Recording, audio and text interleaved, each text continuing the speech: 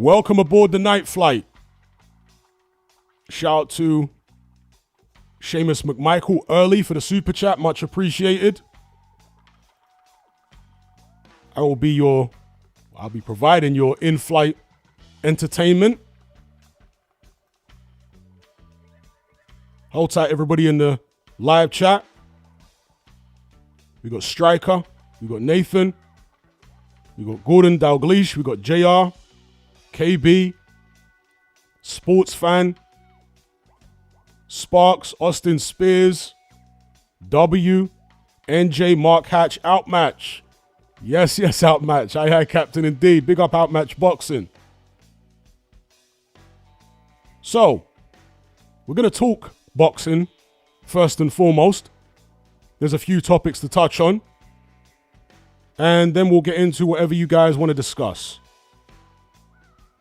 So, shout out to Nathan. He says, tuning in from Dubai. Been listening since 2016. Big up the DBX crew. JR says, question. Who would you rather be stuck in a lift with, John Fury or Don Charles? Well, you're stuck between a rock and a hard place. I think some of you guys are actually sadistic because you love giving me these... how can I even describe it? Sadistic questions. John Fury or Don Charles? Dear, oh dear, oh dear. I'll probably say Don Charles, but again, stuck between a rock and a hard place. Wouldn't want to be in a lift with either of them. Shout out to JR. Sports Fan says, can you name potentially iconic or hilarious commentary captured in the modern boxing era post 2010? I want to say Manny Stewart. I think it was post 20. Yeah, it was definitely post 2010. Manny Stewart commentating on the first Ortiz-Berto fight. When I think it was Berto was dropped, or was it Ortiz got dropped? I think it was Ortiz got dropped somewhere in the middle of the fight, heavy. And then he came back to drop Andre Berto towards the end of that round. And he was on wobbly legs the whole round. Victor Ortiz. But he came back, dropped Berto, and Manny Stewart was like, oh my God! Oh my... That was a hilarious moment. So yeah, shout out to Sports Fan. Shout out to Seamus McMichael for the super chat, as always. Big up James Wood in the chat. He says, big up Hatman. We'll catch up on this after it's finished. Long week at work. Would Burger Neck, Big Jaw, and Flathead take a full-blooded punch from Eric Ninejaws?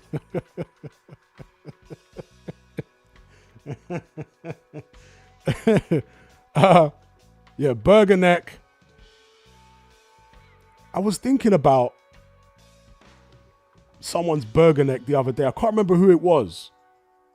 But these conversations that we have on these streams, go through my mind sometimes when I'm out and about during the day. And I start contemplating things, and I always think to myself, I'm going to bring this up during the next stream. And then the next stream comes by, and I've forgotten about what I wanted to talk about. Maybe my memory will be refreshed throughout the course of this live stream. But big up James Wood every time. The Alexander Usyk of kitchen fitters.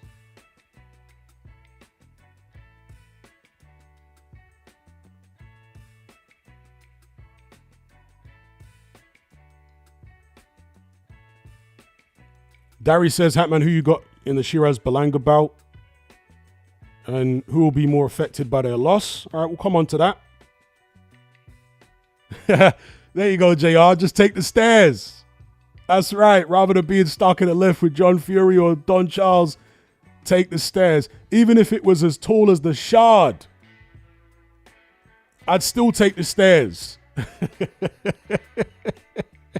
I would be stuck in the lift with one of those guys. Shout out to G-Man in the chat.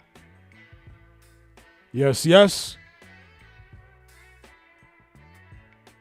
The whole crew in full effect. Big up Nicholas, JDM, Charles B.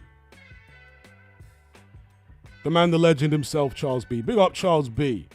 We got Chris. Gonna hit a 7-mile run at 6 p.m. Damn, big up Chris. And Circle says John Fury will be too scared to do or say anything.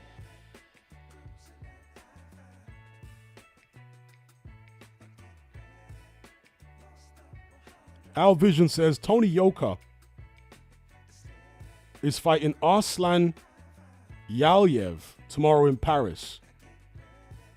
You'll have to forgive me, I'm not sure who Arslan Yalyev is. And is Tony Yoka still being trained by Don Charles? Because that was the rumor. Is Don Charles in his corner?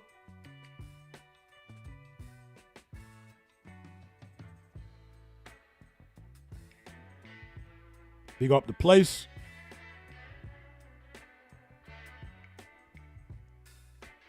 Nicholas Schubert says, Hatman, what kind of hat do you wear? I've got several different types of hats that I wear, but I do wear New Era baseball caps a lot. Beanie hats. I do have a few flat caps. I am an old man after all, right? Gotta have some flat caps. So yeah, that about covers it. I don't have any like fancy hats, like, you know. What kind of hats do they have now? Trilbies, and I don't have hats like that.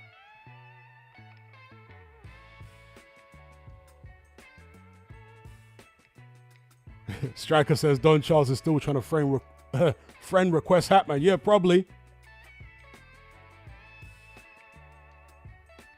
Heian says Ty Mitchell dominated and then stopped Idris Virgo in 3 rounds, called out Ben Whittaker afterwards. Well, yeah, you'd expect him to dominate and stop Idris Virgo, right? I mean, Ty Mitchell, despite being, what is he, a light heavyweight? He spars Tyson Fury on a pretty regular basis. So, yeah.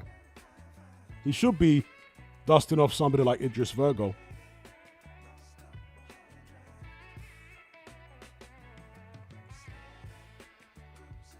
Outmatch says, doesn't Don Charles wear flat caps too? I think he does. Sometimes, yeah. All right, so let's talk about some boxing here. There was the Dave Allen, Johnny Fisher weigh-in earlier today. Johnny Fisher weighed in at 245.5 pounds, which is a normal weight for him. Bear in mind, he weighed 245 for his second pro bout back in 2021. And since that time, he's fluctuated between the high 230s and the low 240s. He was 241 for the first Dave Allen bout. And as I say, 245 for this bout. So this is, I want to say, at the upper end of Johnny Fisher's weight range. But he is 26 years of age. And, you know, he'll be, generally anyway, for a fighter of his height and dimensions, getting a little bit heavier as he nears his late 20s, early 30s. So normal weight range for Johnny Fisher. He's in shape. The big news was that Dave Allen weighed in at 257.5 pounds. This is the joint second heaviest of Dave Allen's career. He's weighed heavier before in one fight. Actually, excuse me, not 257. Dave Allen weighed 265. Let me correct myself. Dave Allen weighed 265 for this fight, which is, as I say, is the joint second heaviest of his career. He weighed heavier for one fight in the past, which was over 270 pounds. That was several years ago. But still, I am not the least bit surprised that Dave Allen has come in so heavy. And this is one of the reasons that I've been picking Johnny Fisher to win this rematch, because I don't trust Dave Allen's conditioning. And the more he talks on his channel and the more interviews he does, the less confidence I tend to have in him. Dave Allen, whenever he gets up in front of a camera, he acts like it's some type of therapy session. He gets all introspective and this, that, and the other. And being introspective in life is a good thing to a certain extent. I mean, it's better than completely lacking any level of introspection. But for a fighter during training camp to be as totally introspective as Dave Allen is, for me, it's problematic. It's as if he's lost in his own thoughts, you know, psychoanalyzing himself in every interview publicly, even at the press conference. And I'm like, you need to get your head in the game. You're about to fight a man. And you're sitting there talking about, you know, this, that, and the other, and the way your life has been and the way your career has been and the way you feel and lack of confidence and saying you're not a great fighter. Yeah. So the more talking Dave Allen does before a fight, generally the less confidence I have in him. I have more confidence in him if he was doing less talking. And I'm talking about, again, on his channel and also in the interviews that he's done in the run-up to this fight. So I'm taking Johnny Fisher to win. I'm not saying Dave Allen doesn't have a chance. In the first fight, obviously he showed that he's more than capable of winning. But I reckon these two are relatively evenly matched. And therefore, the winner of this fight will be decided by fine margins. And those fine margins could be who's more switched on, who's a bit sharper because they've come in lighter, etc. Do you know what I mean? And so, yeah, I've got Johnny Fisher winning this fight on points. I mean, look at Dave Allen's belly there. Look at his pot belly at the face-off. I know it's not a bodybuilding contest, but again, he's come in significantly heavier than he was for the first fight. So for the first fight, he weighed 257. For this fight, he's 265. Man's piled on weight since the last fight. Like, come on, Dave. So I don't know about you guys, but I'm going Johnny Fisher on points.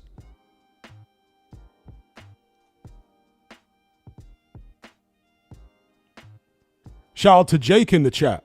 Big up Jake every time. Shout out to Connor. Cash says it's self-sabotage. Yeah, it might be.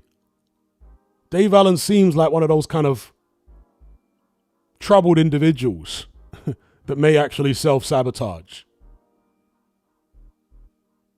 Chris V says Ty Mitchell isn't bad. His prison sentence killed his prime. But he has hope for a late comeback, especially fighting under KSI. Yeah. He, for those who don't know, did time for manslaughter. He knocked out some student in one of them cities in the north of England. Can't remember which city. Was it Sheffield? I don't know. But he knocked out some student and they hit their head on the pavement or tarmac or whatever and ended up dying. He went to prison for that.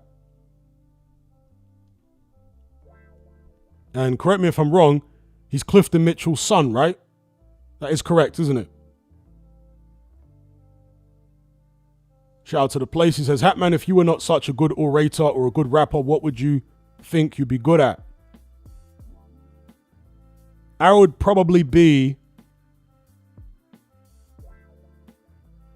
up the proverbial creek without a paddle, to be honest. Because obviously I pursued boxing when I was younger, and that didn't work out because of various reasons. I could say that it didn't work out because I had injuries. It didn't work out because I had to work day jobs and whatnot while I was pursuing my amateur career and what have you. And I was really struggling to sleep because I'm a person that really struggles to actually stick to regular routines. And doing a job, I would therefore not be able to sleep, turning up to work tired, and then after a whole day working 10 hours or whatever, depending on the job, sometimes 12 hours, then I got to go gym, and I'm underperforming in the gym, so on and so on and so forth. So it was a vicious cycle, but really and truly, I didn't have the mental constitution necessary to succeed with my amateur career, because there are loads of other fighters, loads of other people who work day jobs, etc., and still do the amateur stuff and then turn pro and they're still working day jobs. Unfortunately, because of the way my brain is wired, I can't do a day job and also train. Do you know what I mean? I just can't do it. And I just can't do day jobs. I can't work for anybody. It was always my destiny to be working for myself. Maybe if I'd had the ability to work for myself and earn a decent living when I was in my late teens, early 20s, then perhaps I wouldn't be talking about boxers. I'd actually be doing it. I'd already be a pro with a career behind me at this stage. But yeah, anyway, there's me being introspective. I'd be up the proverbial creek, basically. If I didn't have my mouth to fall back on, being an orator, then yeah, I'd be up the creek, because I don't do well working for other people. So I was never going to be an employee for the rest of my life. I'm just not built for it psychologically.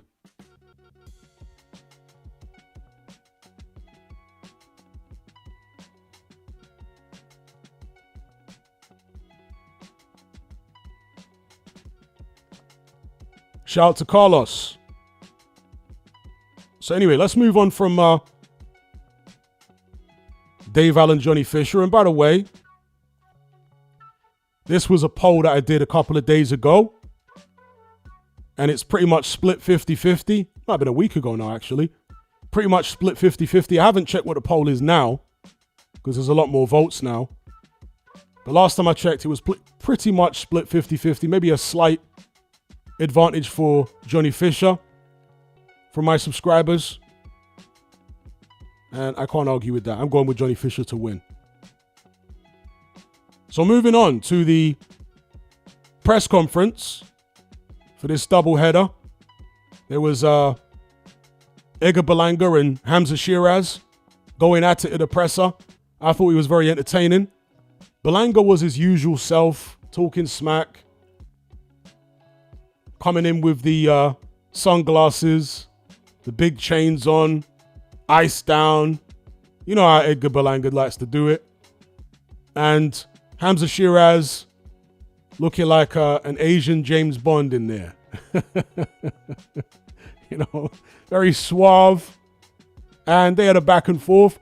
I thought that Hamza Shiraz held his own.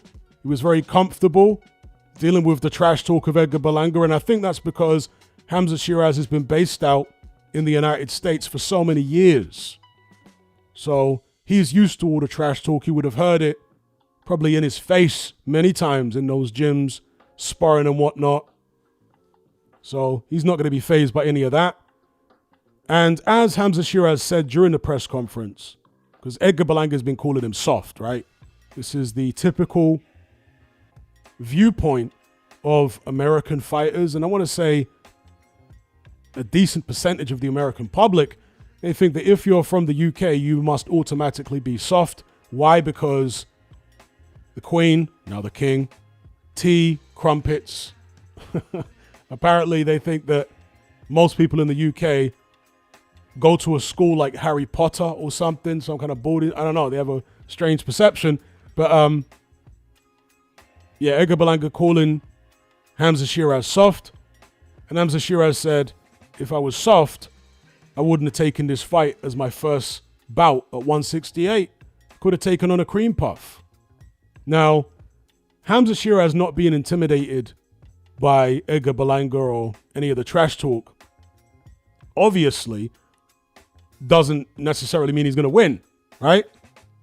And in fact, this to me is a bit of an eyebrow raiser coming off the Adames performance, which I thought was very poor. And Edgar Berlanga was bang on when he said that Shiraz got a gift, because there is absolutely no way, in my opinion, that fight was a draw. I thought that Carlos Adames clearly won. So, yeah, back and forth between the two. At first, when this fight was made, I was thinking surely Berlanga's going to win. But then I started thinking back to just, 18 months, 2 years ago, when Berlanga was looking like trash in damn near every fight. I remember when he got dropped by that guy and hurt bad, who Billy Joe Saunders stopped. I always forget his name. I think he's an Argentine fighter. And there were many fights where Berlanga was just looking terrible. Time and time again. Berlanga's always been able to punch, but he's quite rudimentary. He's quite basic. And it's funny, he said that Shiraz is basic. Well, yeah, maybe Shiraz is basic, but Berlanga's pretty basic too. He can punch. He's game. But Berlanga's defense has let him down a number of times over the years. Okay, he managed to go the distance with Canelo, but Canelo doesn't really fight at a particularly hot pace. He can't really step the gears up. I mean, he's never been a guy for stepping the gears up too much, but several years ago, Canelo had more ability to go through the gears than he does now. So, yeah, Berlanga went the distance, but who doesn't go the distance with Canelo? It's rare that he gets stoppages these days. And, Hamza Shiraz, poor against Carlos Adames, says he had a broken hand. We shall see. It's an intriguing fight. Like I say, at first was really leaning towards Berlanga.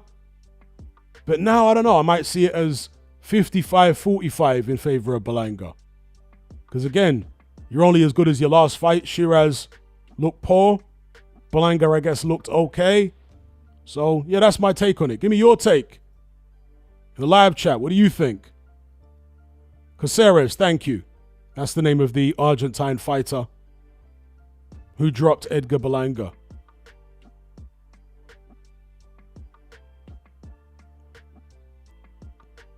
Maisie's Adventure says, Fisher's team already moaning about punches to the back of the head. I got a feeling Allen will be deducted points and lose on points. Well, to be fair, Dave Allen was throwing a lot of rabbit punches. Gotta be real. He was hitting Johnny Fisher on the back of the head a lot. Can't even lie about that. He was.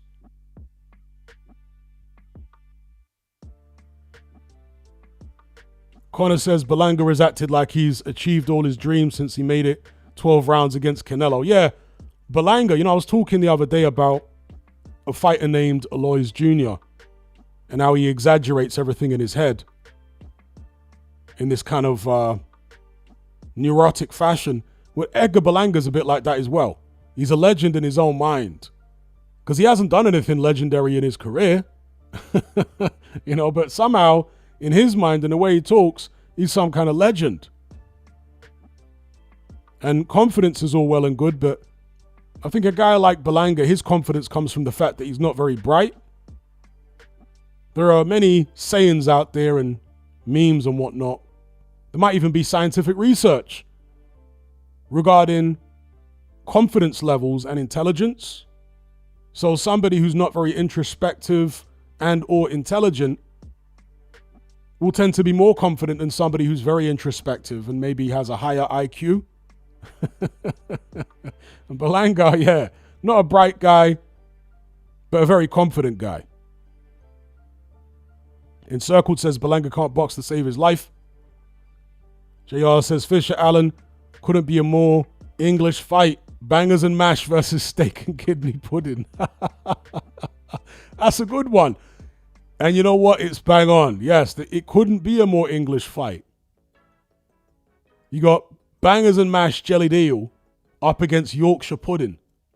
And Dave Allen. Dave Allen is Yorkshire pudding, isn't he? He's toad in the hole. He's Yorkshire pudding. What other northern traditional English dishes is there? But definitely toad in the hole Yorkshire pudding. That's Dave Allen. up against Jelly Deals, Pie and Mash, Johnny Fisher. Lancashire Hot Pot, thank you. Robert Gifford, there you go. Lancashire Hot Pot. Yes, Lancashire Hot Pot. But since Dave Allen is from Doncaster, that's Yorkshire, right? We'll go with Yorkshire pudding. He's a Yorkshire pudding. Smothered in gravy, that sounds off. Pause. Yeah, anyway, let's move on from Hamza Shiraz Belanga. But I got Belanga slightly in the fight. What do you guys think? Before we move on. Shout out to B-Tech Grime in the chat. Wow, B-Tech Grime says, heard Jake Paul might get a shot against Badu Jack. Damn. Well, let's see if he can get past Chavez. He should. Maybe we can talk about that fight as well. But yeah, who you guys got in the Belanga Shiraz fight? Let's see a show of hands. Charles B says Chinese takeaway versus Chippy Derby.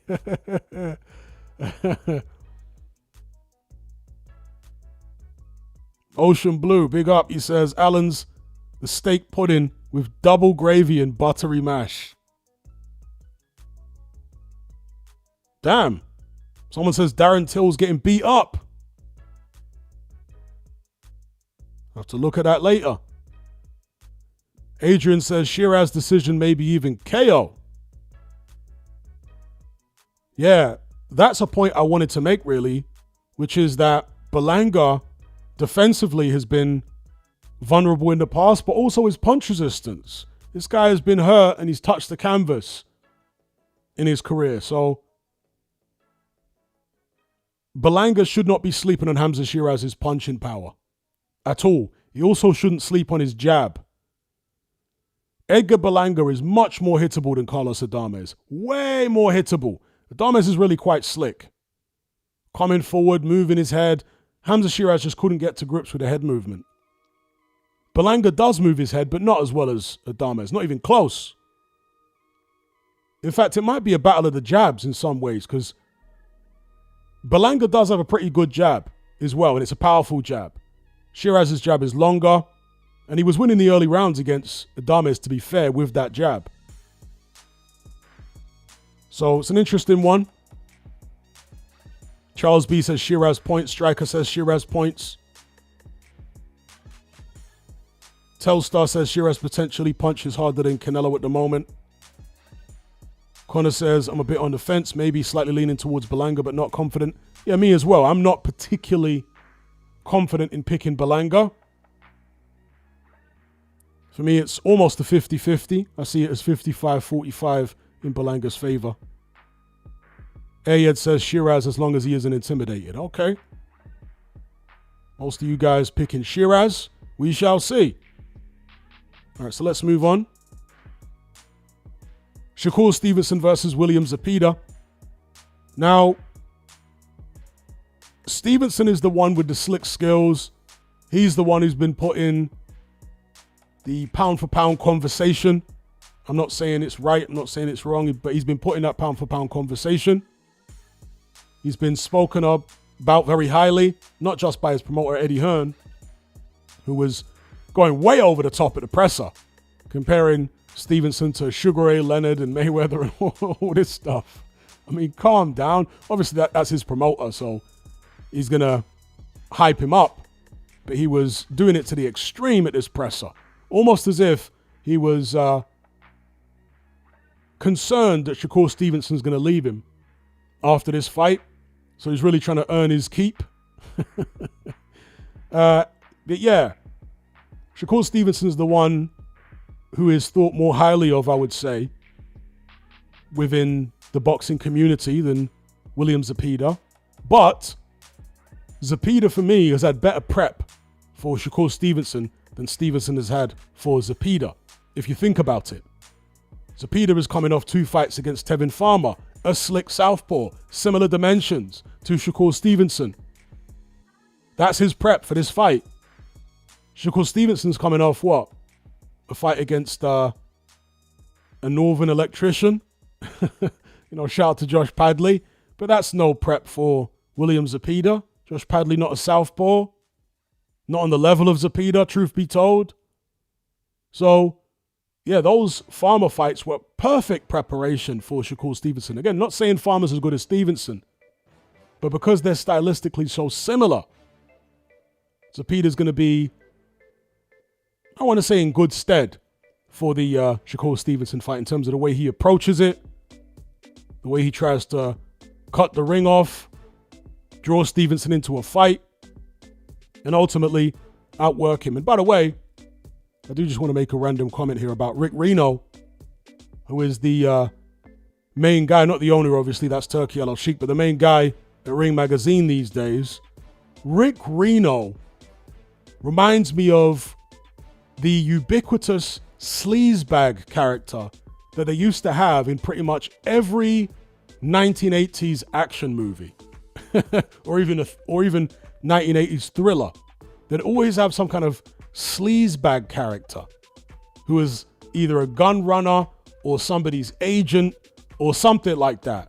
And Rick Reno literally looks like he's been lifted out of a 1980s action flick or thriller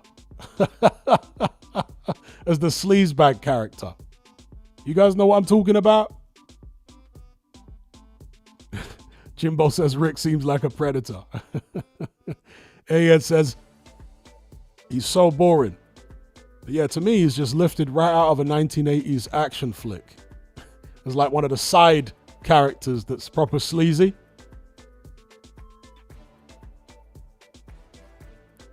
But yeah, I think the Zepeda-Stevenson fight is interesting. Adrian says, I still think Shakur will win a wide decision. Zepeda really struggled versus Farmer, who was seen as washed up by the time of their first fight happened. Yeah, he may have been seen as washed up. I would agree with that. But based upon the way that he performed, I don't think he is washed up. Yeah, I thought that Farmer performed very well in those fights. He was slick. He was sharp. Punched well. Hurt Zepeda, right, in the first fight. Dropped him. So, I think it was good prep, personally, for Shakur Stevenson. But like you, I would still pick Stevenson to win. But it's interesting to me nonetheless.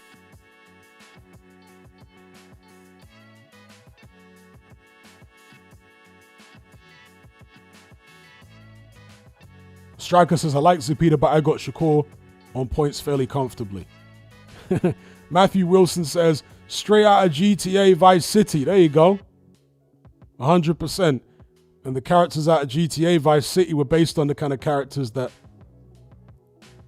I spoke about in the past. All right, somebody with an ironic name here, or appropriate name should be the way I describe it. Tight Bastard with a £1 super chat.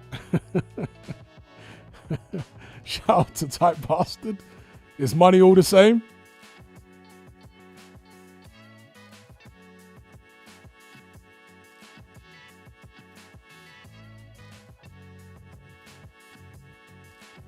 Jimbo Jones says he had a good performance against Muratalla as well as Farmer.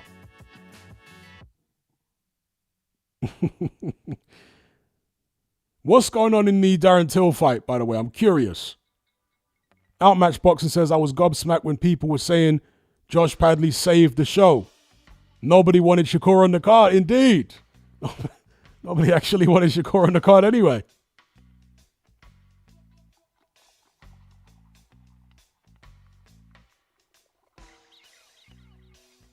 Darry says, I can only see Stevenson losing to someone you would expect him to lose to, like a 140-pounder or a 147, but I reckon him and Keyshawn would be a good fight.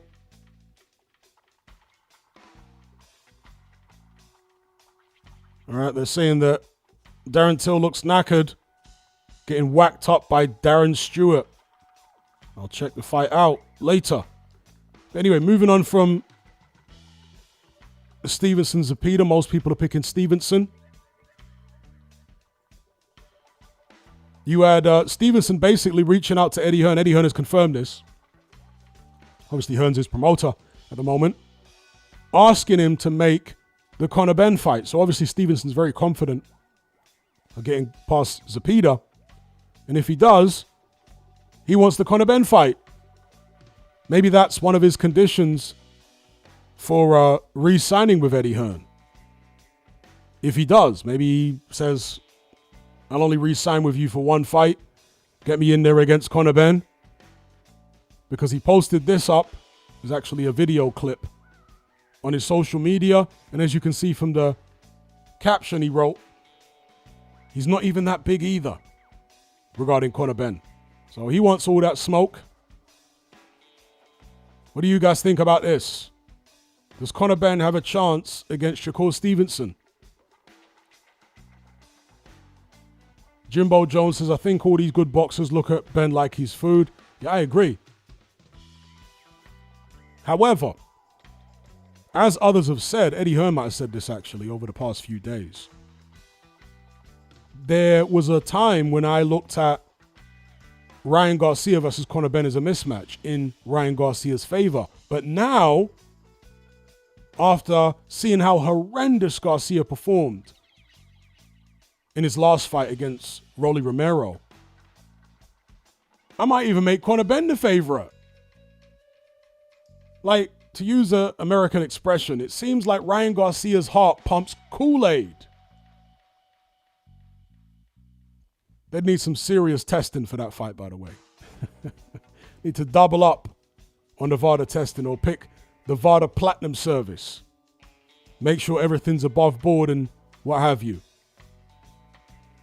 Because I'm open to the possibility that Ryan Garcia's erratic behavior in previous fights and prior years may have been down to PEDs.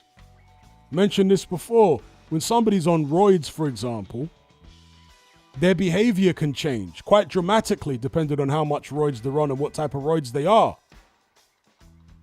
Their behavior can change dramatically. And yeah, I'm open to the possibility that whatever Ryan Garcia was on may have been changing his behavior. And since being off whatever he was on, now you see the real Ryan Garcia. The one who turned up against Rolly Romero. Not so erratic. You know? Not so bold. Not so brave.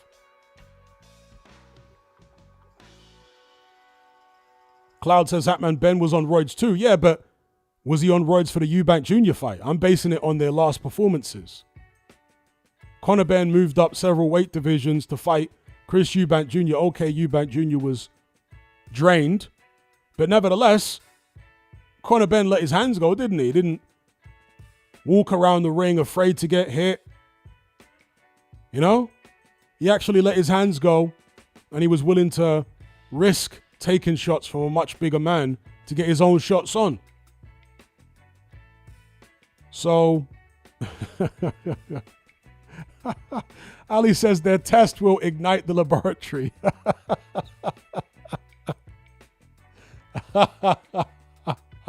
And that's the comment of the night so far. Shout out to Ali. Yeah, radioactive. You know, when they get their samples over, it'll be like glowing green, radioactive. Ignite the laboratory, yes.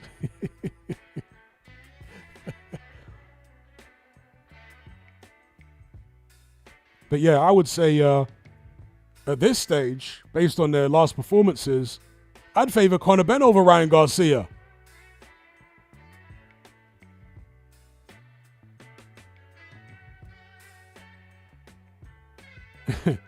Cloud says Baby Miller's P would be like Agent Orange then. Yeah.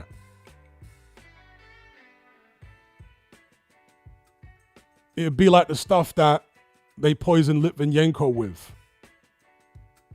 Was it polonium-210? Is that what it was called? Who remembers the Litvinenko poisoning? Because I was working on Bond Street back then. So I was literally meters away from where it happened in an Itsu sushi restaurant. Well, actually, I'm not sure if that's where it was happening. I think it happened somewhere up, maybe in Mayfair, in in a bar somewhere, but he went into that Itsu restaurant because they closed it down and they had people in hazmat suits and all that kind of stuff. That's why I remember it. So I was working on Bond Street, and this Itsu is like pretty much opposite Bond Street, the Itsu sushi place, and they closed it down and hazmat suits and all that kind of stuff. Alexander Litvinenko, he was like a, how would you describe him? I think he was like ex-Russian intelligence, but he went rogue and started maybe working for British intelligence, something like that.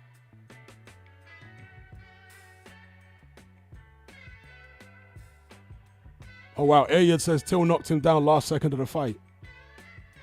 JR says, was that before the Salisbury poisonings? Oh yeah, way before, years and years before. The Litvinenko thing must have happened about 2016 maybe? Something like that. 2016. Ocean Blue says Pine Bar at the Millennium Hotel. Yeah, he was apparently poisoned in a bar. Somebody put something in his drink. But after being poisoned, he went to a bunch of other places. So I guess the poison didn't kick in immediately because it was like a radioactive thing.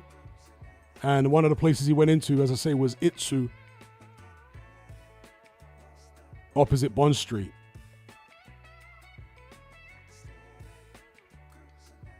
NJ says, how long have you been fully self-employed now?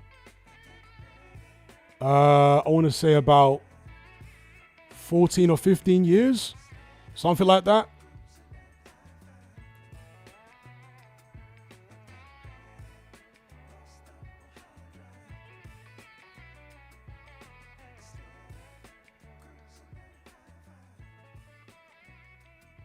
Encircled says, when you have to run away, it's much easier, or excuse me, when you run away, it's much easier to have a good defense.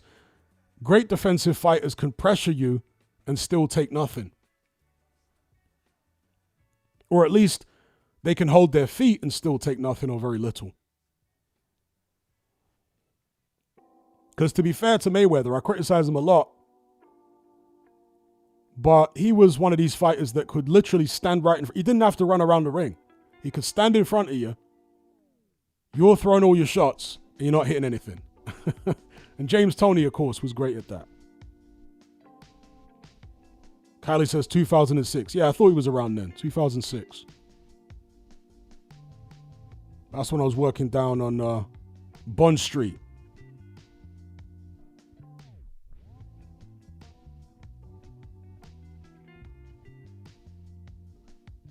Jimbo Jones says Shakur can hold his feet in the pocket and make you miss as well. Indeed, that's very true. That's very true. He has done that in several fights I've seen in the past. Not in all his fights, but he's certainly done it in several fights he's had in the past, for sure.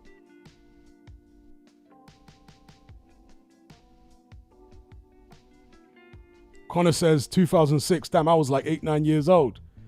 See, that's how I know I'm ancient, bro. I was a grown adult in 2006. I was a grown adult at the turn of the millennium.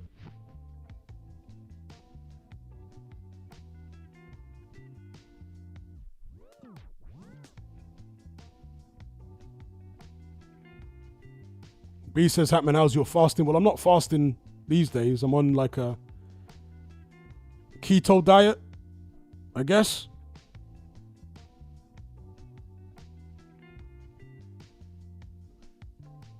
All right, so that's the boxing talk out the way. We can talk about whatever you guys want. Let's see if I can get the Darren Till fight up here. Oh, no, I guess the fight's over now, isn't it? Somebody said he dropped his opponent in the final round, so I guess it's over. Did Darren Till win? Anybody give me an update?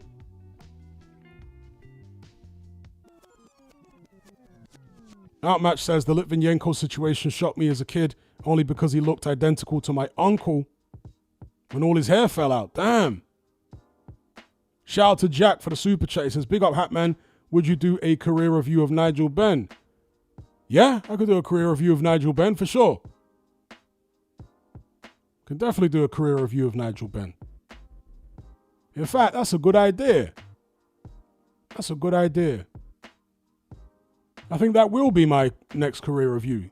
So not only thank you for the super chat, but thank you for the suggestion. Yes. Since the Ben name is in the spotlight at the moment, it makes perfect sense to be doing a Nigel Ben career review. So big up Jack Trussler for the super chat and the suggestion. Yes, Nigel Ben career review. But going back to Outmatch's comment there, Litvinenko looking like his uncle when his hair fell out. Maybe looking like that guy who Mark Reigate of Fitzroy Lodge knocked out, and his hair all fell out the next day. I've told that story before. But I was told by somebody else who used to go Fitzroy Lodge, because I used to go to Fitzroy Lodge Amateur Boxing Club in South London. And there's a trainer there called Mark Reigate who used to box himself. And I was told by someone else who used to go there that Mark Reigate knocked out some guy.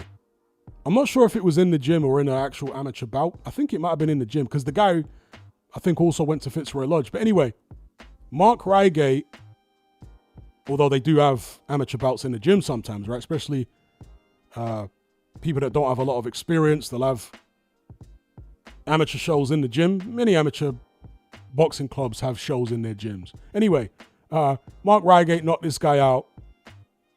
And supposedly the guy's hair all fell out overnight. Like all of it, not partially, all of it. He was so shocked and traumatized by being knocked out for the first time in his life. Man's hair all fell out. It's as if he woke up in the morning and all his hair was on the pillow. A full head of hair on the pillow.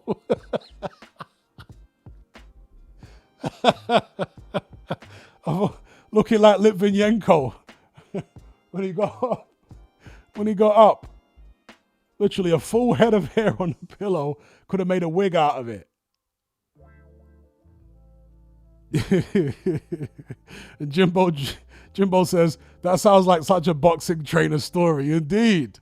That's the typical kind of story that you get down at boxing gyms.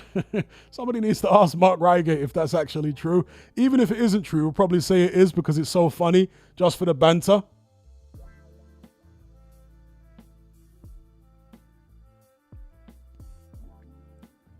JM says this might be a controversial one, but does anyone else think Froch was not as good as he's been made out to be or thinks he is himself? I've always thought his boxing style was Simpsonish. Funny enough, I never really rated Carl Froch that highly when he was fighting. And he used to catch a lot of flack for that. A lot of people used to give me a lot of stick for not being as high on Carl Froch as other people were. And he was a good fighter, don't get it twisted, but he did get schooled by Andre Ward. He struggled with Kessler both times they fought. And that was a Kessler who got totally outboxed by Calzaghe. And that was Calzaghe coming towards the end of his career. So you can pick at Carl Froch's victories. You know, Andre Durrell, did he really deserve to win that night? You know? I mean, Pascal was a good win, to be fair. I liked that fight. It was a good fight, Froch and Pascal. I think that was on ITV. That was a good fight and a good win for Froch in a tough competitive scrap. I don't know. Carl Froch deserves a lot of credit for fighting on the road and obviously beating Jermaine Taylor. That was a good win, Jermaine Taylor. But, you know, Jermaine Taylor did get knocked out also by Arthur Abraham in similar fashion in the final round. And you can pick up Froch's record. He was a very good fighter. But for me, he's never been up there with the Calzaghes, the Lennox Lewises, you know, like the real elite British champions of the past. For me, Froch was never up there with those guys, but was maybe a level or two below them in the grand scheme of things. Again, good fighter, loads of heart, very tough, but not one of the top British fighters of all time for me.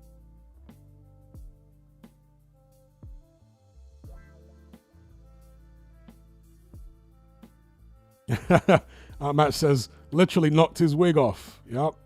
Pushed his wig all the way back. So far back, came off.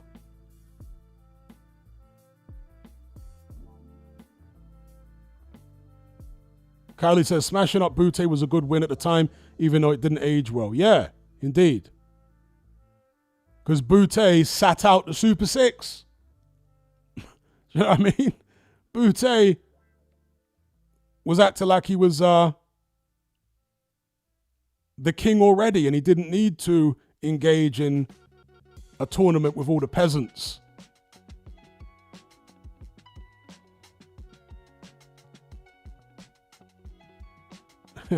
Cloud says, if you want to know how great Froch was, all you have to do is ask him. JR says he definitely has an agenda against AJ. Who had the better career in your opinion? That's a good question, actually. I'll come back onto that. Shout out to Louis for the super chat. He says, top 3 martial arts for a street fight in order. If it's a one-on-one, because, you know, it makes a difference. In a street fight, you might be fighting multiple people. But if it's a one-on-one, I would say the number 1 martial art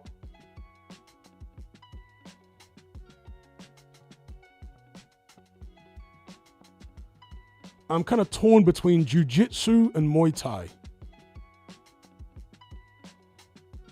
Because somebody that does Muay Thai at a decent level, they just kick your legs out from underneath you. You know, if you try and shoot at the wrong time, you know, and in a street fight, things can be over very, very quickly.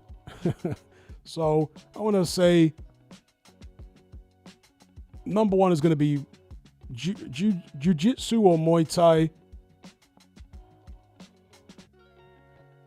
Maybe number 3, boxing.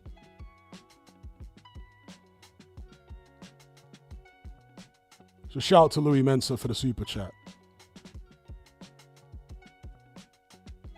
But going back to JR's comment, who had the better career, Froch or AJ? Well, let's think about it. Froch beat a prime Pascal, but Pascal was never really a great fighter.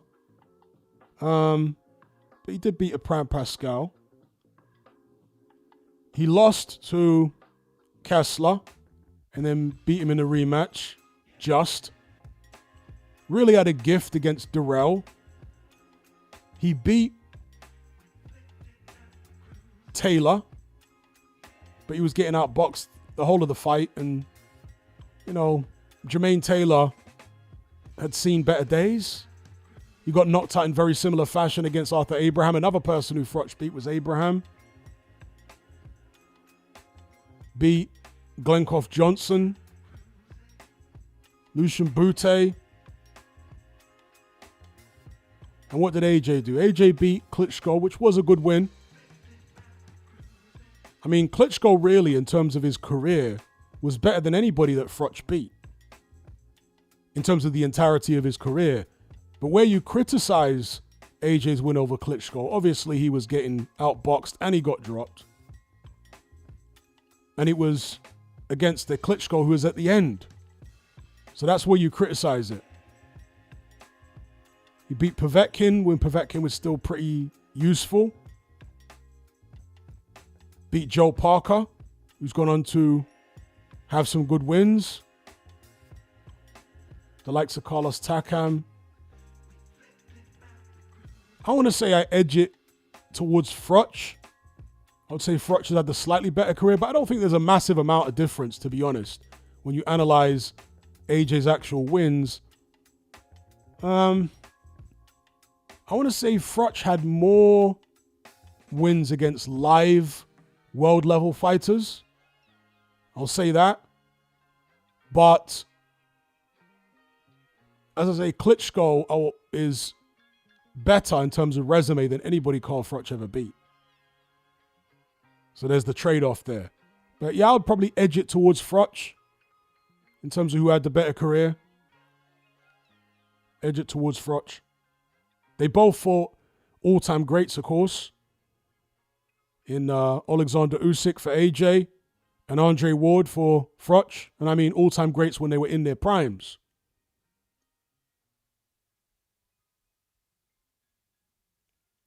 Oh, sorry. Lineal Ngannou says I missed the super chat. Let me check his super chat.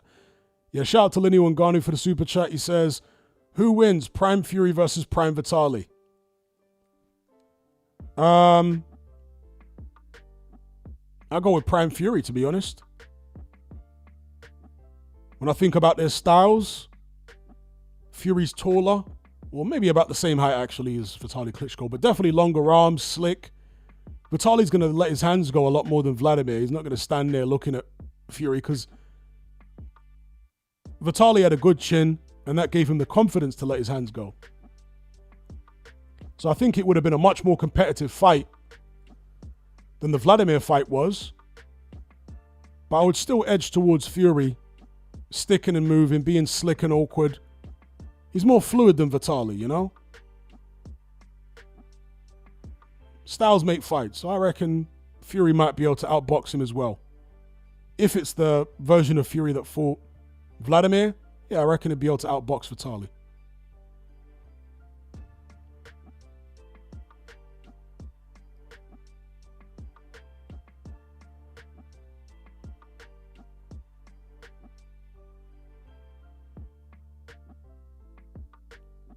Jimbo says, is AJ a Hall of Famer? Well, the actual International Boxing Hall of Fame is not that difficult to get into.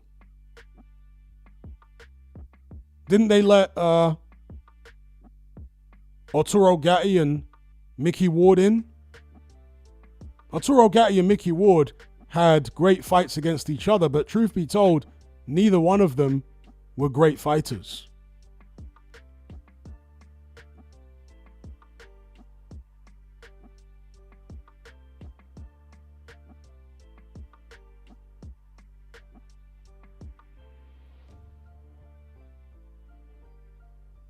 Mark Hatch says Prime Fury could beat any heavyweight in history. I agree. Well, I'm certainly not saying that. I'm not saying that Fury could beat any heavyweight in history. Let me be clear, because obviously he lost to Alexander Usyk twice. But stylistically, I like his chances against Vitaly. That's all I'm saying. Shout out to David Campbell for the super chat. He says, do you think Tyson Fury took a leaf out of Mayweather's book with selling tickets to see him lose?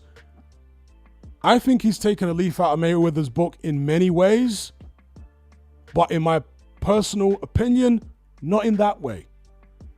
Mayweather was absolutely, I don't know whether he was comfortable being the bad guy, but he accepted that role. Totally accepted it at some point in his career. He accepted that most people are just not going to like him. And he played up to it. He played up to the bad guy role. He courted controversy.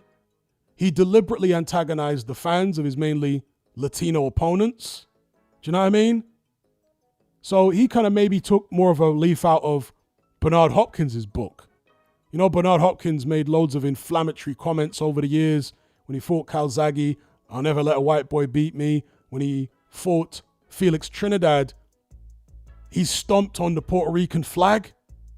You know, that kind of, I mean, Puerto Ricans are huge boxing fans. So to do something like that, to take the Puerto Rican flag and be stomping on it on camera, Hopkins obviously was fully embracing the bad guy role. And Mayweather did the same. He fully embraced it. For me, Fury's never really embraced the bad guy role to that extent. I don't think he wants the bad guy role. I think Fury wants to be loved. But the problem with him is that he wants to be loved, but yet he has very little, in fact, no respect at all for the boxing public. He's constantly lying and misleading, gaslighting and so on. And yet he wants to be loved. It don't work like that.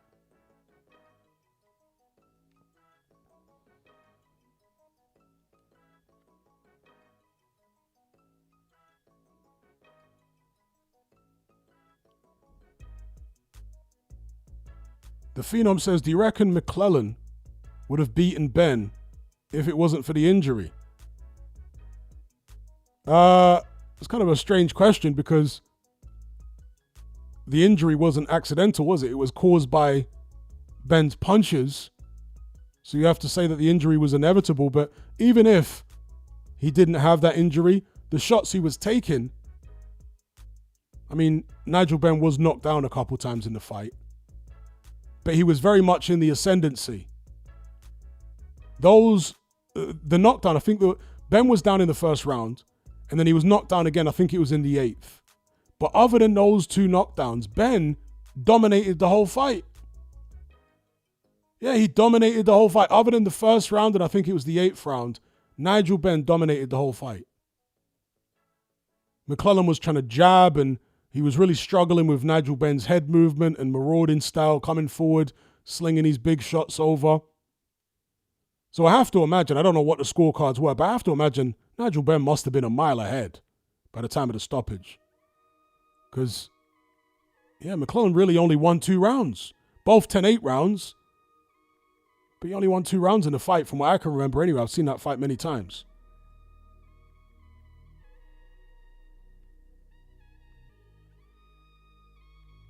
Mark Hatch says, McClellan started having headaches after the Julian Jackson fight.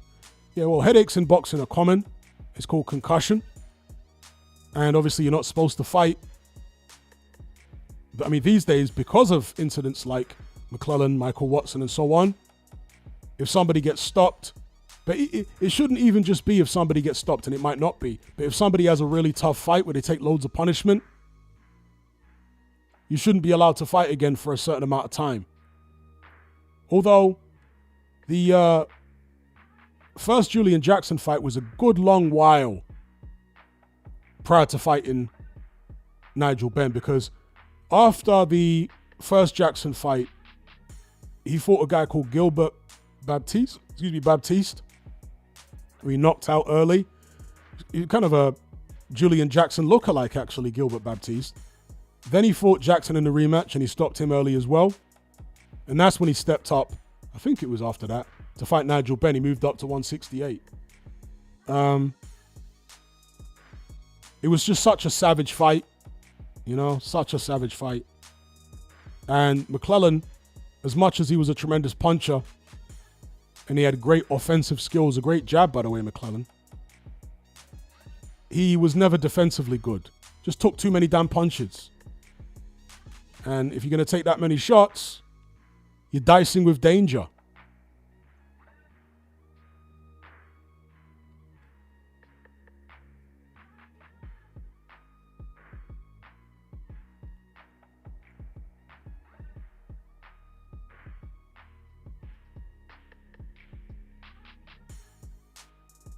Carlos says, don't know if I agree, Hatman. I thought McClellan was winning that fight and looked like he'd win it if not for the injury. Yeah, I have to totally disagree. I've watched that fight many times. I watched it live at the time. McClellan was getting beaten up. I mean, he won the first round. He knocked Nigel Benn out of the ring.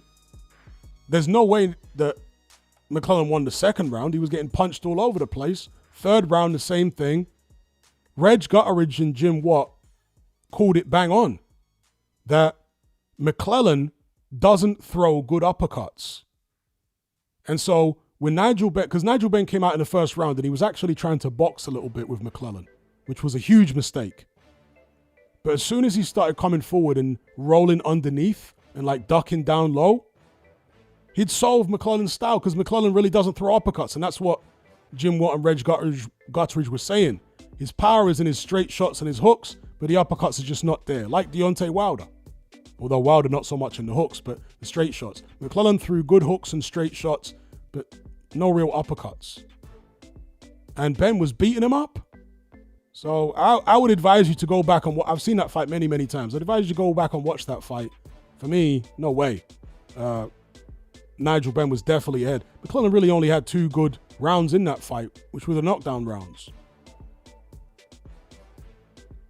The only other round I can think of off the top of my head that McClellan did okay was maybe the penultimate round. What round did he get stopped in? Was it the 10th or the 11th?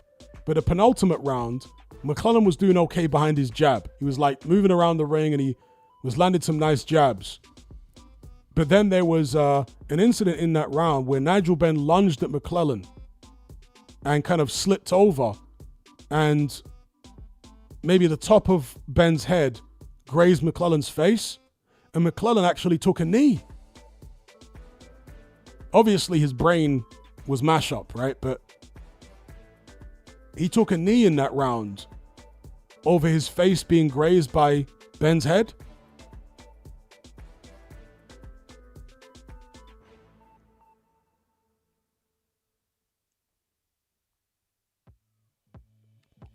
Tom says, were Ben Eubank ever mentioned with Roy Jones? Yes. There was talk for many years about Nigel Benn in particular fighting Roy Jones. But Nigel Benn at one point was, he was with Frank Warren, right? But Frank Warren was business partners with Don King. And so Don King had some type of, I don't know whether it's rights, but there was a time when they were negotiating, or at least talking about Roy Jones versus Nigel Benn. And basically Don King said, in order for Roy Jones to get the Nigel Benn fight, he's going to have to sign with him for several fights. And Roy Jones was like, no, I'm not doing that. Roy Jones was actually kind of independent for a lot of his career. And so, yeah, that's what the issue was. Don King was like, okay, yeah, you can fight Nigel, but you're going to have to be signed to me. I'm going to have like a 3-fight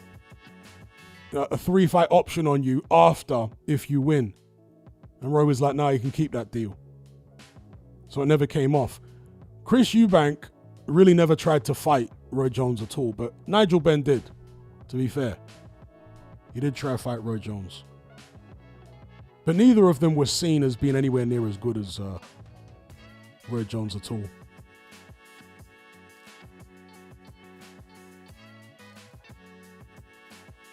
JM says McClellan's brain stopped working after he took a headshot. It was all downhill from there. Well, he took many headshots, right? Many headshots in the fight.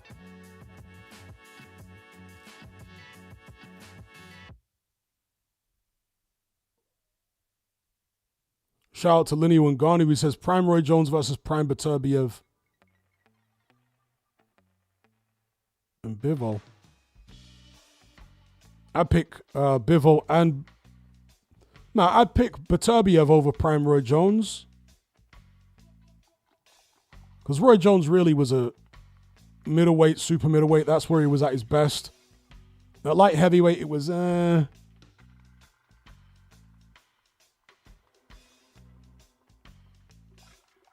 because Bivol's a boxer, I might take a Prime Roy Jones over Bivol, but I'd take Beterbiev over Prime Roy Jones at light heavyweight. Yeah, Prime Roy Jones is hard to pick against, but light heavyweight really wasn't his division, you know? Really wasn't his division. I know he beat John Ruiz at heavyweight, so if somebody picked Prime Roy Jones over Beterbiev, I wouldn't argue with you, but I do think Beterbiev is special. Very strong.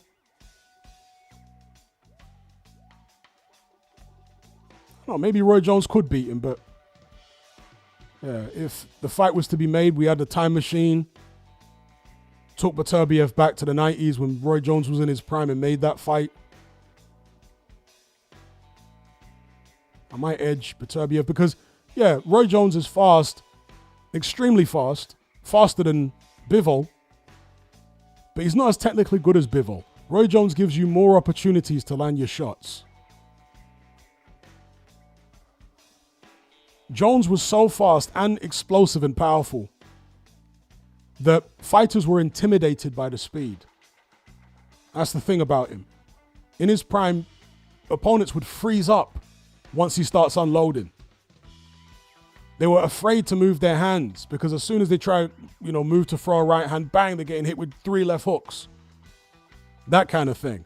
He was just so ridiculously fast and absurdly athletic that once people tasted a few shots, they just got overwhelmed. But that was more so at middleweight and super middleweight. At light heavyweight, you know, there are a few guys that didn't really get intimidated. Some of them did, but some of them didn't. So I want to edge towards Beterbiev in that fight, but I do think because Bivol's more technical, more of a boxer, that would have played into Jones's hands. And Bivol's used to being faster than everybody.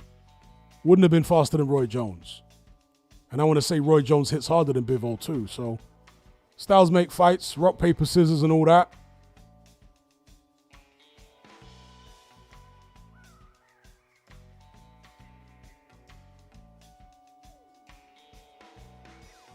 Tom the Gardener says, Beterbiev with his increasing testosterone.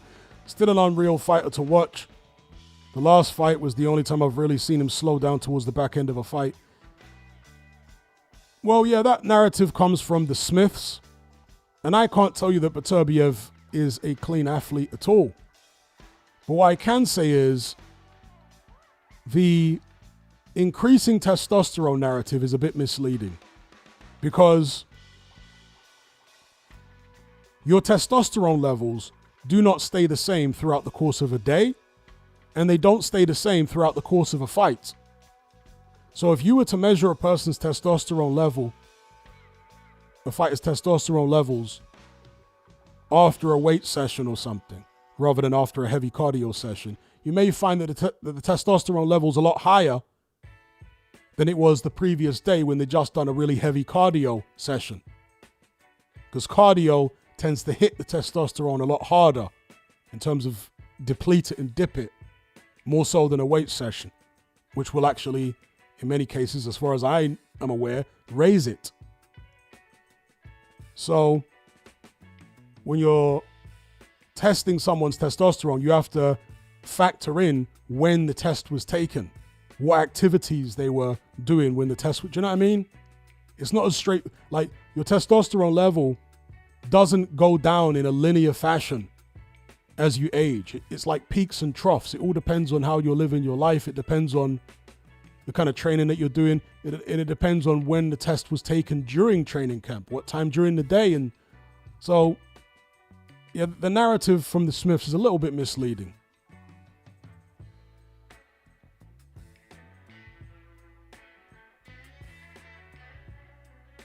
So, for example, I'm in my mid-40s, right?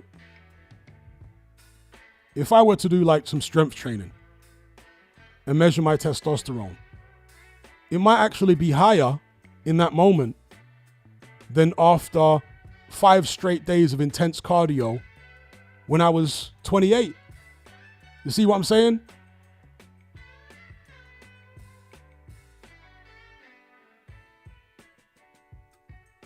It's just that my base level of testosterone at 28 was a lot higher than it is now.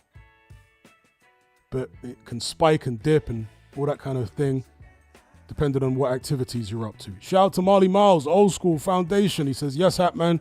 Hope you and the family are good. Big up Marley Miles.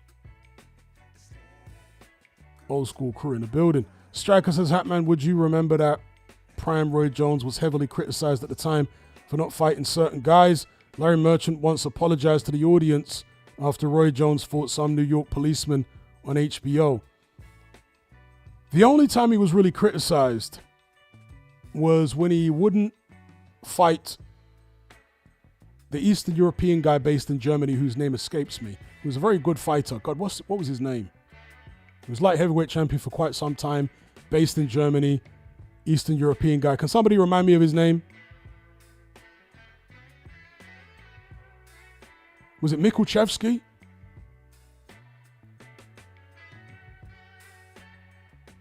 I want to say it was Mikuchevsky.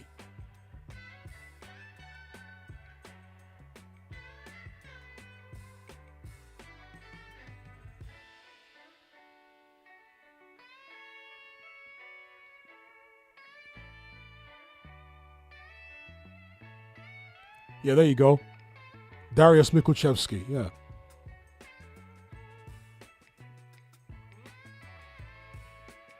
That's the only time I remember Roy Jones really being criticized, because he fought everyone else, right? Everyone else that was willing to fight him. Other than with the Nigel Benn situation where, yeah, he refused to sign with Don King and therefore couldn't get the fight.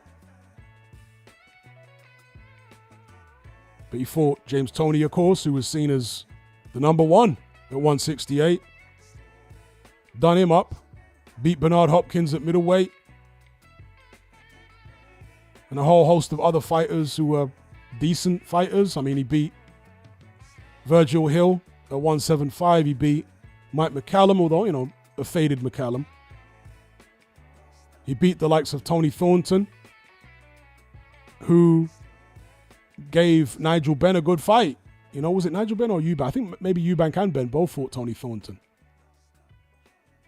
But he was competitive against those guys, not competitive against Jones. Jones blew him out. Tulani Malinga was another one who beat Nigel Benn when they had their rematch. Bust his face up. Roy Jones destroyed Tulani Malinga, otherwise known as Sugar Boy Malinga, destroyed him. So fighters who other world-class middleweights and super middleweights maybe struggled with, Roy Jones just blowing them away. Just totally blowing them away.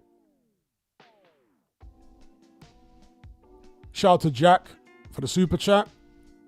He says, Julian Jackson versus Ben is in a fantasy matchup. You know, that's a great fight. It's a great fight. Julian Jackson, slower than Nigel Benn.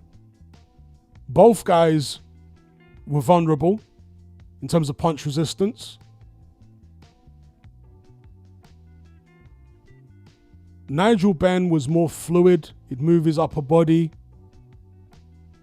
It's a great, great fight, you know, a great fight. I mean, that might have been a trilogy in itself. They might have gone back and forth and swapped wins and losses. Because Julian Jackson had great timing. He was accurate. He was nowhere near as wild as Nigel Benn. Nigel Benn was really wild, you know. But Ben was explosive. He was a good combination puncher. It's a very, very good fight. So I'm going to have to sit on the fence and say Jackson wins twice and Nigel Benn wins once in a trilogy.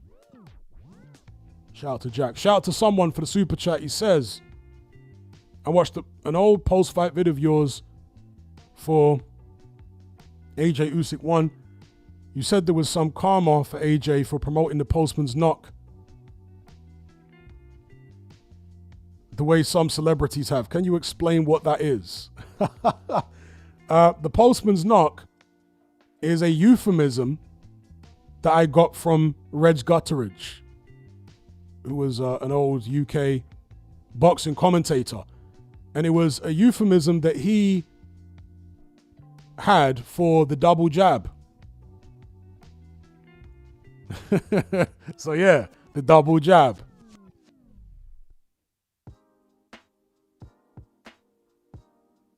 Shout out to someone. I don't want to be too explicit about it because for the sake of the algorithm here. But hopefully you get my meaning. The double jab.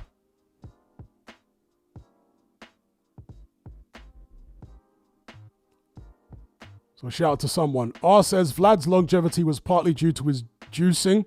At 41, he looked infinitely better than he did in his mid-20s.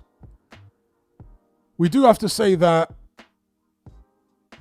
Vlad was never caught, okay? But I would be very surprised if Vlad wasn't juicing. And I don't just say this because of his physique at the age of 41, but also because when he fought Kubrat Pulev, Vladimir Klitschko, according to Pulev in the run-up to that fight, was not being tested at all. And he only got tested after the fight. Now, if that's not true, then why wouldn't Vladimir Klitschko sue Kubrat Pulev for defamation? Kubrat Pulev said the guy is not being tested in the run-up to this fight. He's only being tested afterwards, despite the fact that Pulev was being tested in the whole run-up to the fight. And these are the kind of funny games that Vladimir Klitschko used to play with opponents. You're not, he's not getting tested in the run up to the fight, only afterwards, but you have to get tested, every other day in training camp to try and disrupt you. And also, the gloves. If you go and watch that Pulev Klitschko fight, you'll notice that they're wearing very unusual gloves. Those gloves, believe it or not, were Vladimir Klitschko's own brand, or a brand that he had some type of part in helping to design those gloves, right? Some unknown brand, and they were basically Klitschko's design. And he fixed it so that Kubrat Pulev had a very ill-fitting pair of gloves, and they wouldn't allow him to wear his, a brand of his choice, Pulev. That's the kind of dirty tactics that Klitschko is always up to. Why would you restrict somebody from wearing what gloves they want?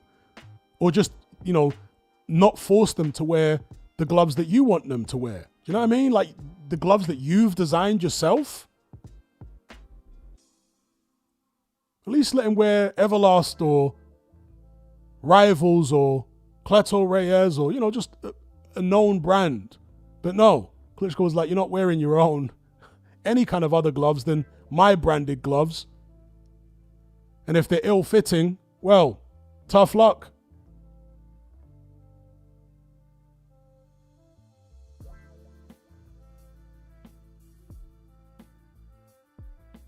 Joseph says, can someone help me? I heard Fury was caught juicing twice. Is that true? I don't think he was caught twice. He refused. Well, he failed a test, right? And then there was another occasion where was it VADA or UCAD or whoever it was, turned up to try and test him again on a separate occasion, and he refused to be tested again. I think that this might have been after he failed that initial test. They tried to test him again. He wouldn't allow them to test him. So I think that might be what you're alluding to, or where you've heard that.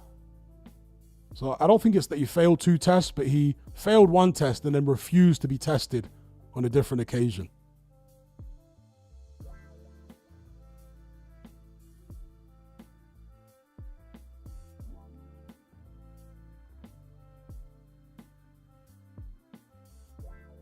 JM says, I think Fury was on the snow.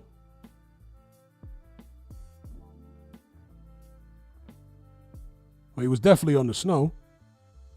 But snow gets out of your system pretty quick. R says he got done for Nandrolone, the same substance that Ryan Garcia got caught for. Nandrolone is a base for a group of very strong anabolic enhancers. Very, very strong. Yeah, and then there was that whole thing with a farmer who came out and said that he was contacted by the Furies and they offered him money to say that they got boar from him. You guys remember that?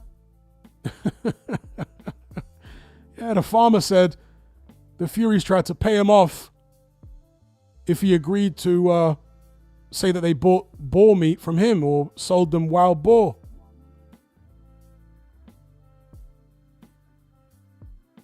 Yeah, uncastrated wild boar, that's right. See, Tom Gardner remembers, that's right. Tom the Gardner. Uncastrated wild boar, because yeah, the testosterone levels in an uncastrated wild boar would be higher, right?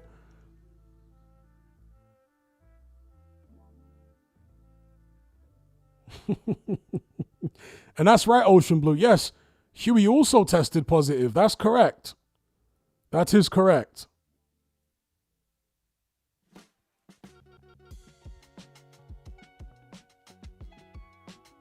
And then you look at Huey Fury around that time, he had acne all over his back. You guys remember that? Huey Fury was like covered in acne during that period.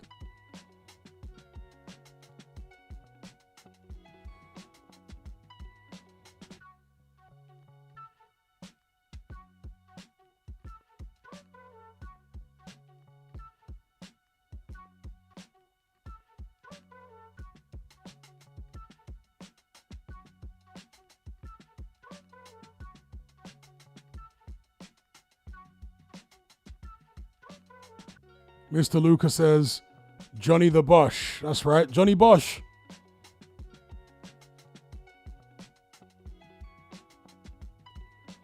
Tom the Gardener says, nobody mentions Huey's dad's past. They bring up John's time inside, but not Peter's. Well, not these days, but everyone knows about Peter's history. I think it's because of the way Peter carries himself. Peter's not still acting like a hard man and being all belligerent and puffing his chest out, etc. He's gentlemanly with the media for the most part. So I think people don't feel the need to constantly bring up his past. Although, obviously, his past is a lot more serious in terms of criminality than John's. Peter was very, very deep into the criminal world.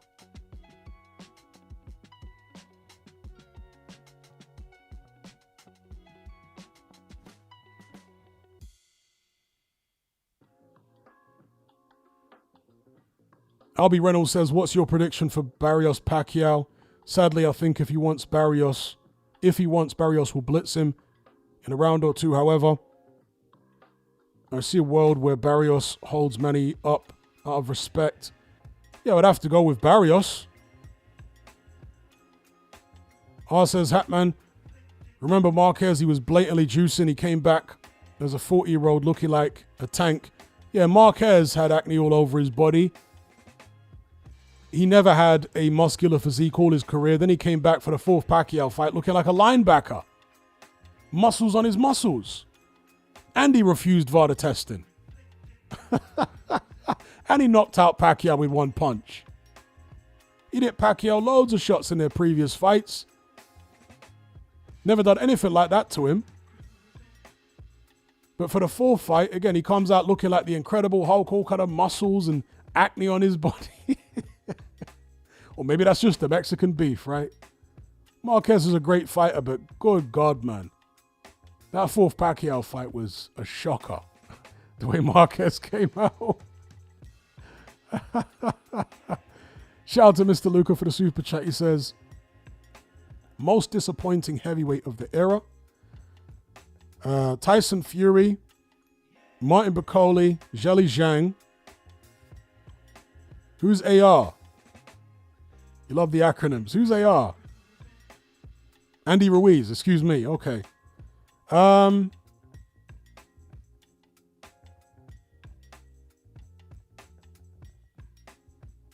can't say it's Bakole because his story is not yet finished. I can't say it's Zhang because Zhang was kind of a dark horse, right? He wasn't really expected to do anything, so I can't say it's him.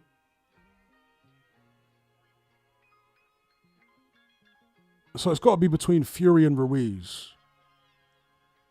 I would go with Ruiz. I would say Ruiz is the most disappointing. Because obviously Fury's got a higher ceiling than Andy Ruiz. There's so much more that he could have done, but didn't do. But he achieved a lot more than Ruiz, right? So I got to go with Ruiz, man. Ruiz turned out to be the Buster Douglas of this era. He turned up on one night and put in a good performance, but other than that, man's done nothing. It's as if, and just like with Buster Douglas, that win was like the worst thing that ever happened to him. You know, Buster Douglas, after beating Mike Tyson, literally nearly ate himself to death. You guys know that? So he was in shape for the Mike Tyson fight. Obviously, there was a lot of emotion because his mum died and he was very close to his mum in the run up to that fight. And that can send a fighter either way, right? But for him, it elevated his performance. But after that, after winning against Mike Tyson, top of the world, undisputed champion, he turns up against Holyfield and he clearly hasn't trained. He's overweight. He's not sharp. He gets chinned in 3 rounds, I think it was. And then he spirals into this depression. And because of all the money he'd earned, because he earned a lot of money from the Holyfield fight. A lot of money. I think it might have been like 30 million or something. And that's in 1991. Right, 1990 or 91. very early 90s. So adjust for inflation and then just imagine how much money that is. So he went from being basically like a fringe contender to being this multi-millionaire overnight. And he couldn't handle it. He ate and ate and ate and ate, and he became morbidly obese, and he fell into a diabetic coma. Buster Douglas. Now, Andy Ruiz never went that far, but he's definitely self-sabotaged, Andy Ruiz, in a similar way to Buster Douglas after beating Anthony Joshua. Totally self-sabotaged. So yeah, Andy Ruiz has turned out to be the Buster Douglas of this era. He had one great performance in him, and since then it's been horribly disappointing because he is a very talented fighter, but just a slob.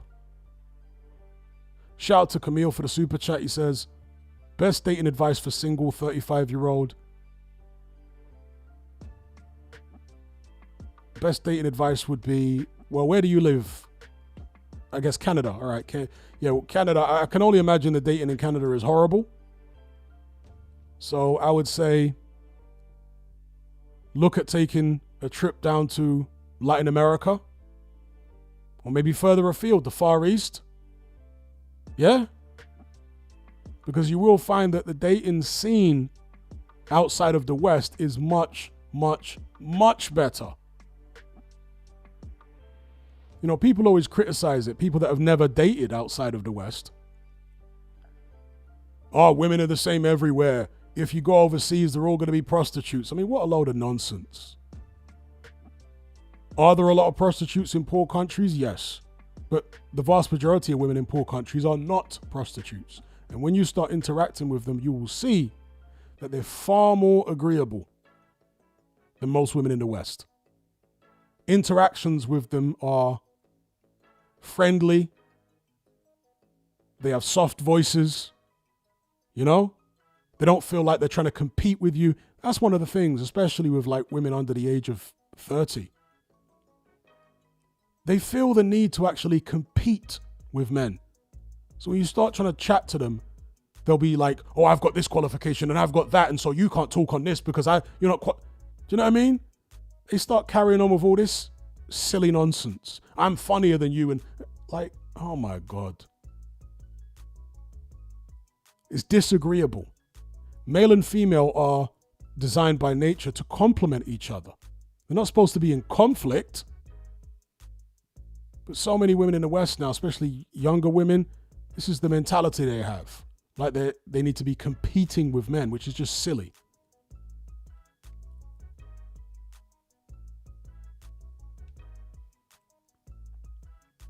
So I would say, best advice, get out of the West. So many people from Canada and the United States come down to Latin America. Although some places it's getting a little off-key. Colombia, DR, these places are getting a little off-key because there are so many quote-unquote passport bros and guys who are just looking to smash and this, that, and the other. It's kind of messing up the game itself. But there are many other places you can go in Latin America and you'll find the women are just so much more agreeable and nicer to date and nicer to have conversations with and hang out with. They're not trying to compete with you. You know what I mean? They don't have these overinflated egos.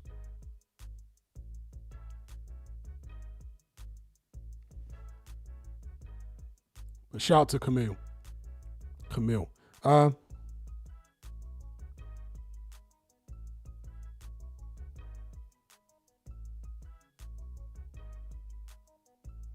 Ali says they don't compete with each other, only men. Strange, innit? Yeah.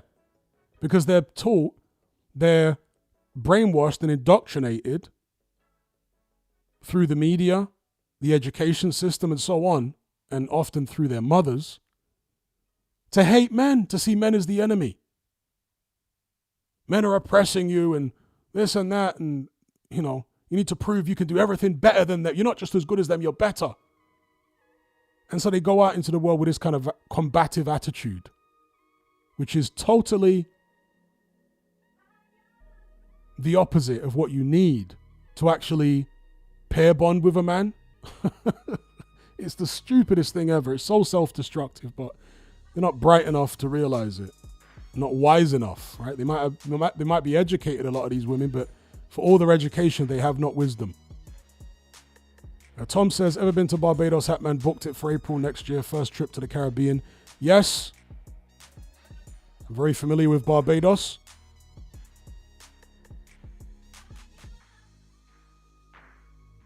You want my views on Barbados? Advice about going to Barbados?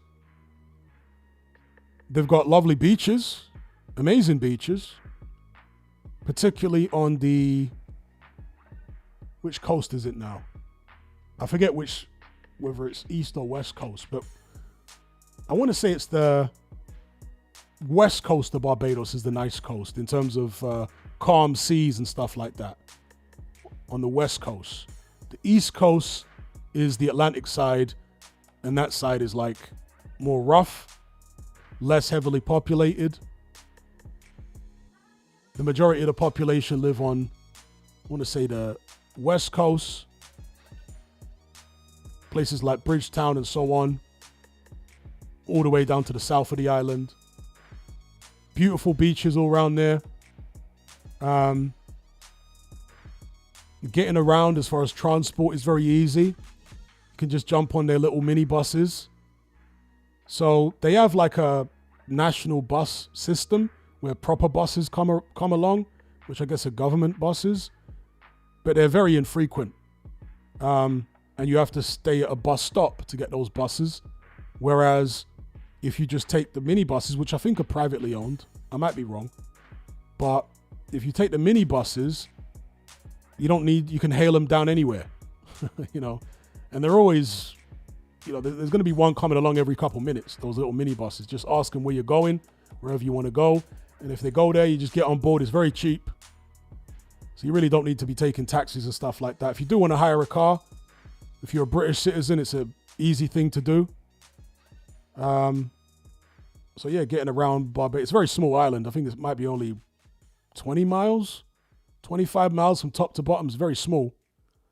But yeah, very nice beaches.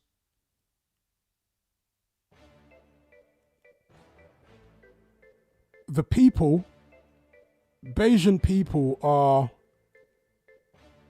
are, as Caribbeans go, a little reserved. And I'll be honest, I'm not especially that fond of Bajan people. I don't hate them or anything, but I don't know, man. I just find them to be a little, not how to describe it. They're a little standoffish. And when they're not standoffish, I guess most of them are polite. Most of them are fairly polite, but they're a bit standoffish. And of course, there are some rude ones that you'll meet here and there. Very rude.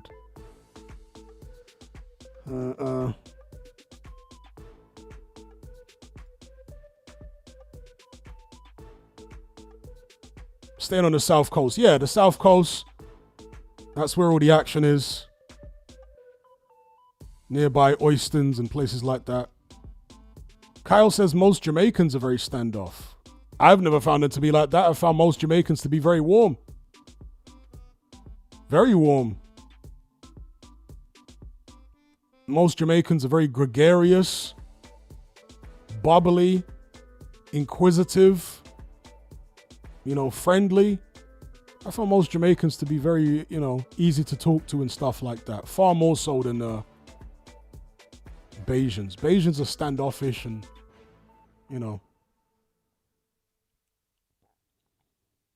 if you've traveled to different countries in the Caribbean, you'll know what I'm talking about. But Jamaicans always want to chat to you. Who are you? Where are you from? Even in Barbados, actually, you'll meet some Jamaicans in Barbados and they'll be the most chatty people. When you meet Jamaicans in Barbados, they're the ones who want to strike up conversations and this, that, and the other. Whereas Bajans will be like I say, standoffish. They don't engage in conversation as easily and they're a bit more reserved and stuff like that. In some ways, that's good because, like, when you get on one of those little minibuses in Barbados, everyone is sitting there quietly and politely like British people. Yeah, that's one of the things they say about Bajans is that they're the most British people in the Caribbean, and it's true. They're more British than Jamaicans are in their culture and in their ways. So you get on one of them little minibuses in Barbados and everyone's sitting there quietly. I mean, the minibus driver is going to be playing music, but the passengers are all going to be sitting quietly and it's all very polite and all that kind of thing, which is cool. If you're British, you'll like that, right? Most British people. Whereas in Jamaica, on those minibuses, there's all kind of conversations going on. You know, it's the complete opposite. In Jamaica, it's going to be non-stop talking, whether they're talking to you or talking to someone else or talking on the phone or talking to the minibus driver.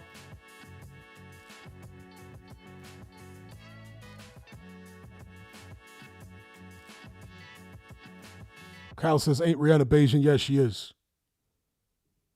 And they sell that now as like some kind of tourist attraction where they take you on, they take you to the place or the house where Rihanna grew up. Not something I'm interested in, but other people want to go see the street where Rihanna grew up, which is in, I think, the north side of Bridgetown, somewhere there.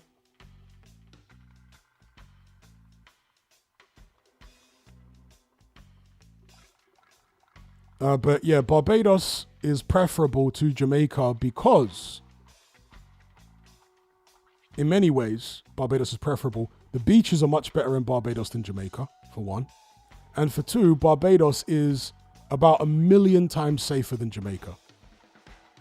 Okay, Jamaica is a very dangerous country, and I would not recommend. You can't be traveling around Jamaica by yourself the way that you can in Barbados. You can't do that. You're gonna wind up in very serious trouble. Even out in the country, you can get preyed upon in Jamaica. So you don't want to be doing that. You want to be having some kind of guide or, you know, people that you know and trust if you're going anywhere in Jamaica outside of tourist resorts. Yeah, because it's dangerous. Whereas in Barbados, you can move around the island freely and do your own thing. Yeah, there's some crime, but it's not too bad. So Barbados is a lot safer than Jamaica. It's also, because it's so small, Barbados is tiny, it's much more developed than Jamaica. I mean, Jamaica is a third world country. Barbados is not a third world country. Barbados is really like a first world country, actually. So the infrastructure's all, you know, very good. Pavements and roads and good healthcare, and yeah, it's a first world Caribbean country, whereas Jamaica is a third world country. And you definitely understand that when you arrive there very quickly, right? It's a third world country. Barbados is not. Shout out to the Sweet Maths for the super chat. He says, is Tyson Fury the Darth Vader of boxing?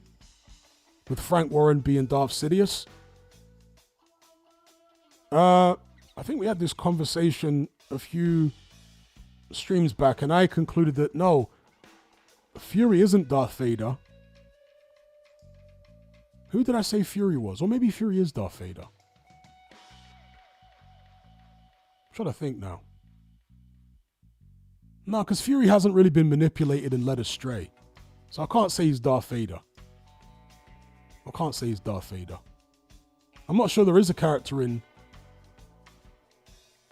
the Star Wars universe that Fury could be. But it's not Darth Vader, because Darth Vader was like a naive young kid that was led astray. No, Fury's not like that. Fury's crooked by nature. I compared Fury to Harvey Two-Face in Batman, where he seems like the knight in shining armor, but actually he's the villain all along.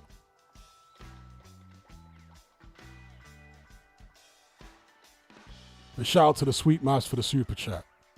What do you think? You think Fury's Darth Vader?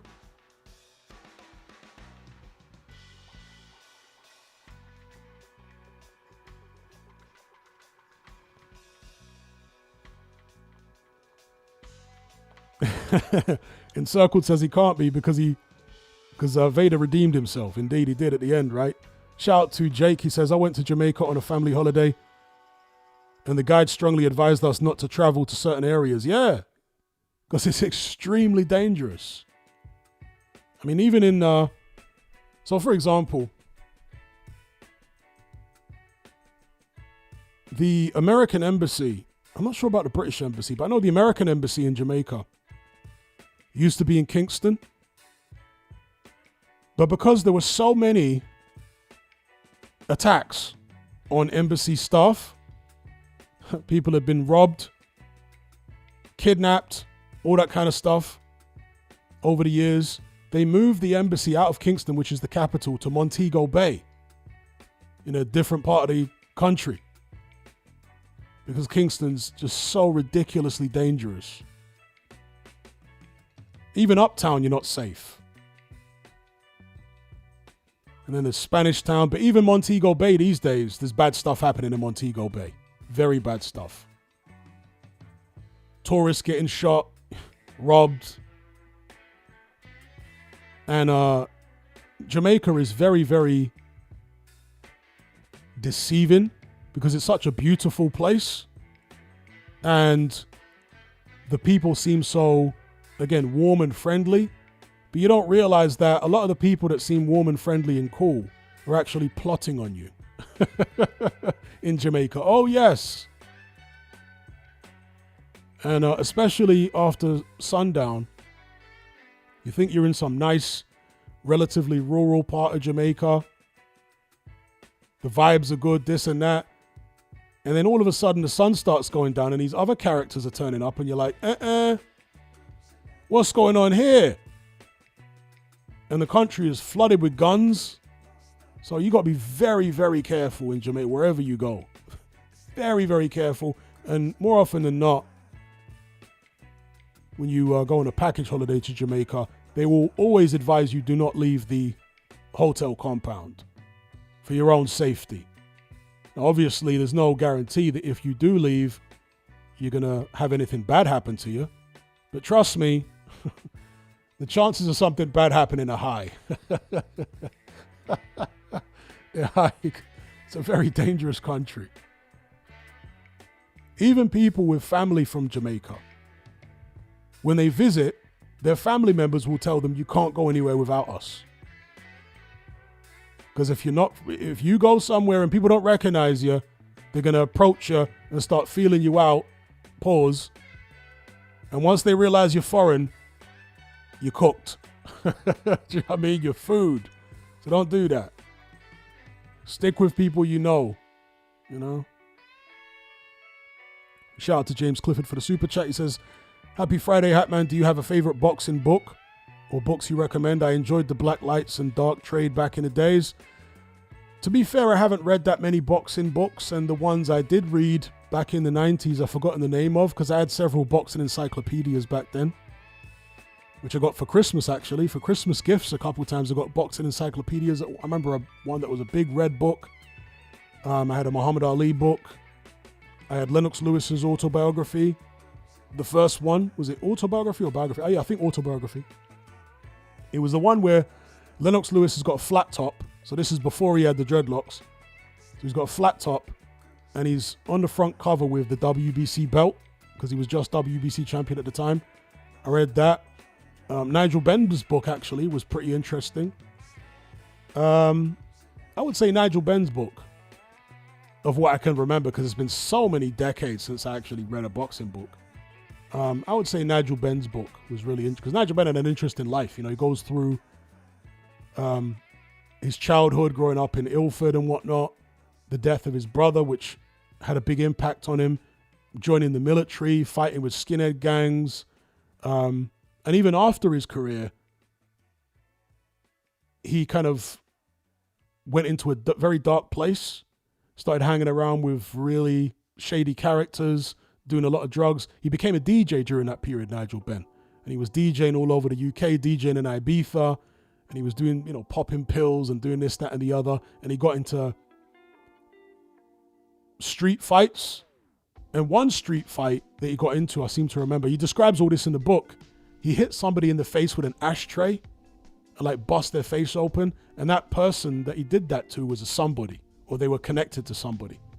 And he had to get his own gangster friends or whatever to step in and actually save his neck because he didn't realize who he'd done that to. So I would say Nigel Benn's book, his autobiography, was pretty interesting. Nigel Benn was a wild character, you know. So there's a lot of wild stories in the book. Tons of womanizing. Nigel Benn was, knocking them chicks down like you wouldn't believe. Womanizing all over the gaff. So shout out to James Clifford. But I'd recommend Nigel Benn's book, his autobiography. Very interesting. A lot of colorful stories and information that you might not be aware of. Shout out to Mr. Luca for the super chat. He says, my sister is at Cannes this week. I'm scared for her.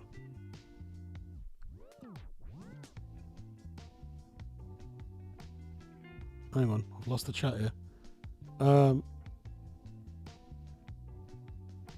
Shout out to Mr. Luca. Jay Silva with a super chat says, Don King is Darth Sidious and Al Heyman is Snoke.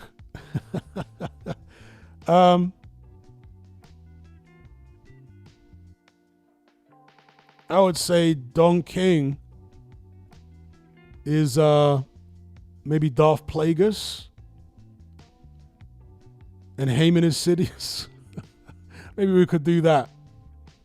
Shout out to Jay Silva. The Sweet Maths with another super chat says, what is the best and most beautiful Caribbean country for a chilled holiday? Well, I haven't been to all Caribbean countries.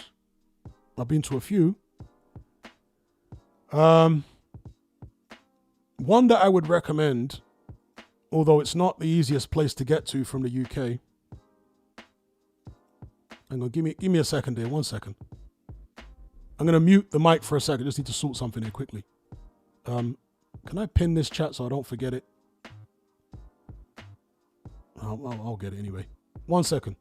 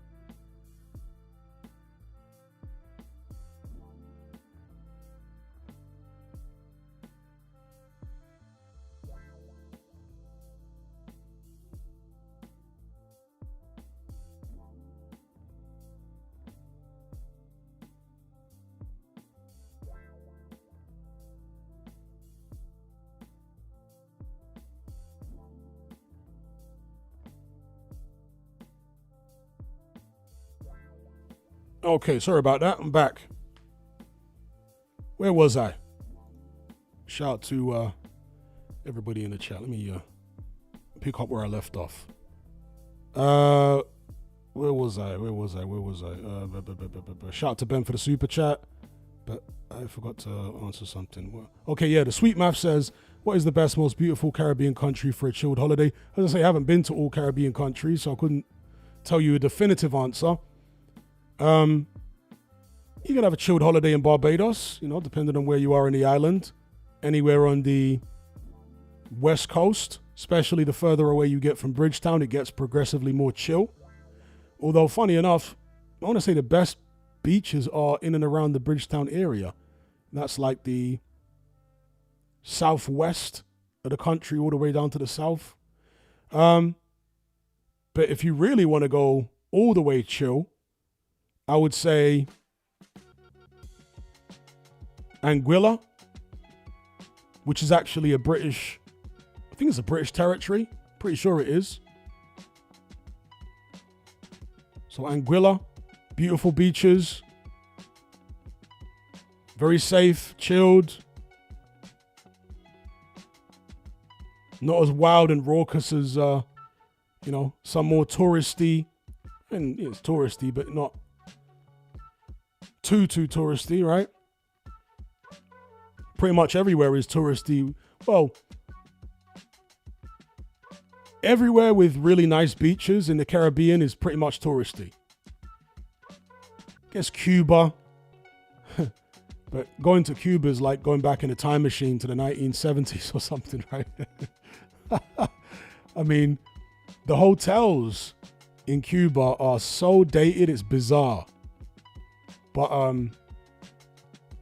outside of maybe Cuba, everywhere you're going to go that has nice beaches in the Caribbean is touristy to some extent. Because there are some countries in the Caribbean that really don't have nice beaches, like, for example, Dominica. And that's one of the reasons that Dominica is one of the least touristy places in the Caribbean, because they don't really have beaches like that. It's a very rocky coastline in Dominica. So it's very, very chilled in Dominica, if you don't mind sacrificing amazing beaches. But yeah, I would say Anguilla, if you want to go all the way chill.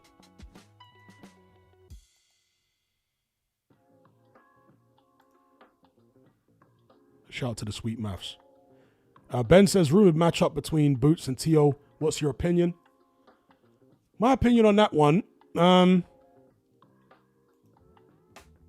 if Boots is able to perform against Tio the way that he did in his last fight, he beats Tio.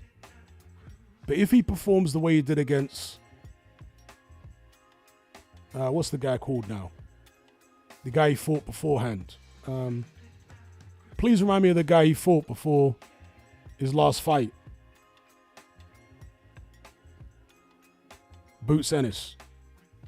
The guy Boots fought prior to the last opponent.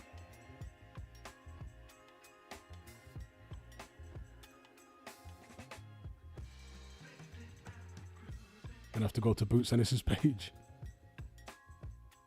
Yeah, thank you, Chikadzian. So if he performs against Tio the way he did against Chikadzian, or even Avanesian, then Tio's got a very good chance of beating him. Very good chance. But if it's the Boots who turned up last time out, he should beat Teofimo Lopez. Was that all down to Boots being more motivated? Was it down to him not having to make the IBF rehydration clause? Was it a combination of both? Because if Boots has to make that rehydration clause, all bets are off. That rehydration limit, should I say.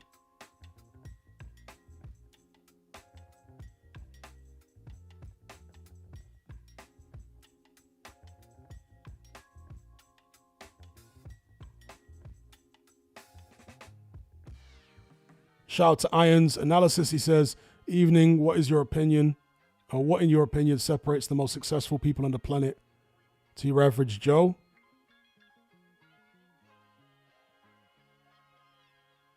Well, the most successful people on the planet today are people who come from dynastic families.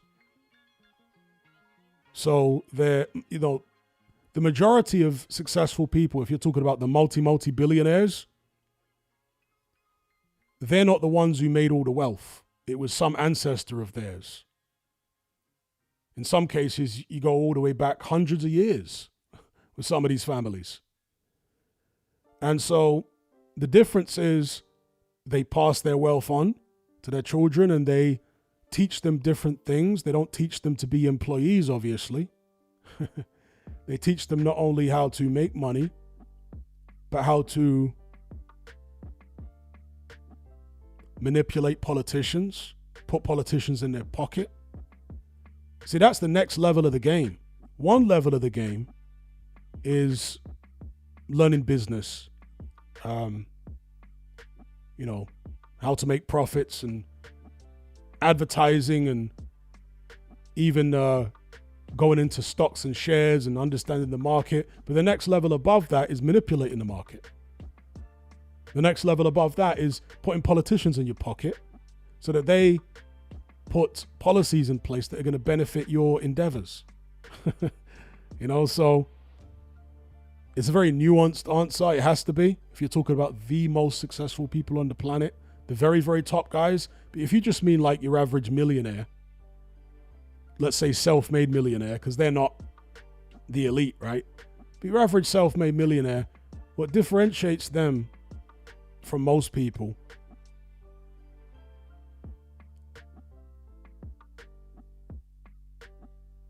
is their ability to focus and complete tasks no matter what. They're not particularly interested in upsetting people or fulfilling obligations to people, even family. They prioritize their business goals above everything else. And I say this because I've known self-made millionaires, right? In Confessions of a Nightclub Bouncer, I talk about one particular security company that I worked for. And one of the bosses, the co-founders of that company, I refer to him as the prick boss, right? In Confessions of a Nightclub Bouncer. He went on to become a multi-millionaire. He's a multi-millionaire now. And so I've seen the type of people that can become multi-millionaires from scratch, because he didn't grow up with any money. But he became a multi-millionaire, and yeah, he was just ruthless from day one towards everybody, towards his girlfriend, towards his employees, towards his business partners. He was just totally ruthless. He would have banter with people, and all that kind of stuff. But when it came down to it, he was just totally ruthless. And he didn't really care about family or anything like that. All he cared about was succeeding in his business. He was just totally bloody minded and what have you. So yeah, if you're going to be a self-made millionaire, in most cases, that's what they're like. Because that's what it takes.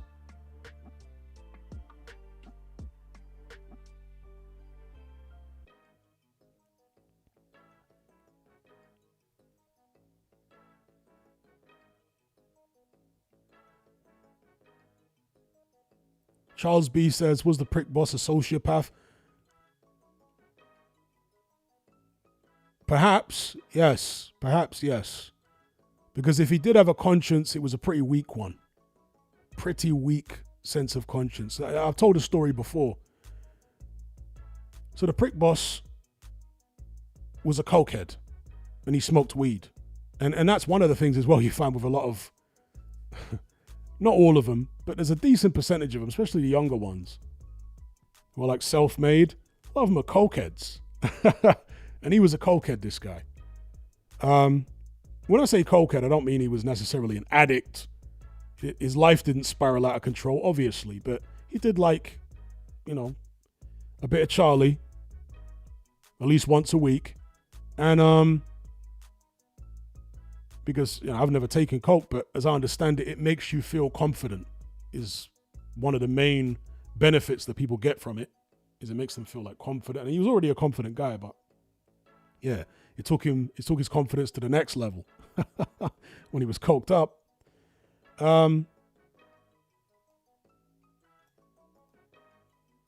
I'll come on to Jack's super chat in just a second, just to finish this thought. I told a story about how I was working one night and a student, literally a student, because it was a student night in this place where I was working. This student came out. I think it was to make a phone call or roll up a cigarette or something. He might have even been leaving. But for some reason, he was kind of standing near the entrance, doing his own thing. And I was talking to the boss. And all of a sudden, he looked at the guy, right, the student, and he noticed that he had a bit of green in his hand, right? Bit of, what do they used to call it? Wacky backy. He had a little bit of that in his hand. And the boss said to him, "Oh, what have you got there?" And when he saw what it was, he literally pounced on the guy, grabbed him, and told us to radio for the police. This is a guy who smokes himself and does coke. And he's telling us to help restrain this guy. Help me get hold of him and radio the police. Because there were quotas that these nightclubs were expected to meet by way of the local council or police or whoever it was, as far as drugs busts. Or drug seizures, I should say, not busts, drug seizures. And so this guy was willing to get some little student with a tiny bit of puff on him arrested for something that he does himself. I was like, wow, how off is this guy? For his own benefit, yeah? He was willing to do that to somebody. I thought, what a scumbag. But that's how bloody minded he was. That's how focused he was in achieving his goal by any means. Shout out to Jackie, says, Holyfield versus Usyk Hatman. That's an easy one for me. Holyfield all day? Not Holyfield, excuse me. Usyk all day over Holyfield. Usyk all day. All day. Totally outboxes Holyfield in my opinion. Peace out to JR. He's jettisoning the flight. Well, I hope you're not jettisoning it, but jumping out with the parachute. Big up, JR.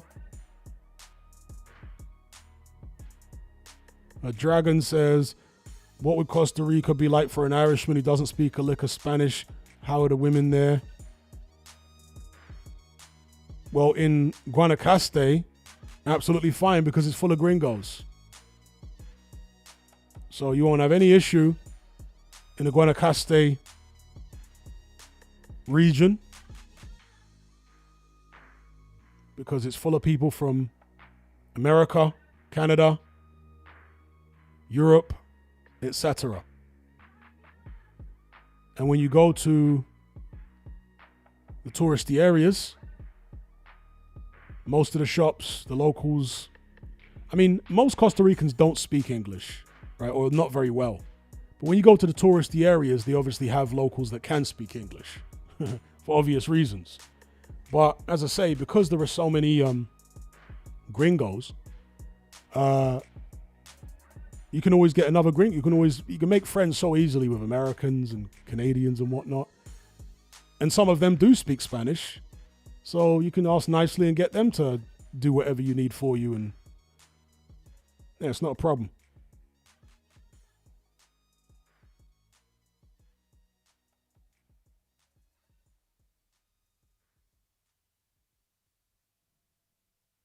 Mark Hatch says, what percentage of billionaires are on the spectrum do you think the likes of Elon and Zuck? In terms of self-made billionaires, I would think it's a very, very small amount. A very small amount of them, I think, would be on the spectrum, I think. The ones who are self-made, I would expect a higher than normal percentage of them to be psychopathic. I'm not saying all of them, but a higher than normal percentage of them to be psychopathic. Billionaires, if we're talking about here. because they're going to have to be ruthless beyond belief.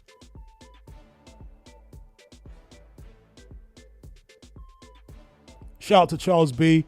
Much appreciated for the super chat clocking out. Big up.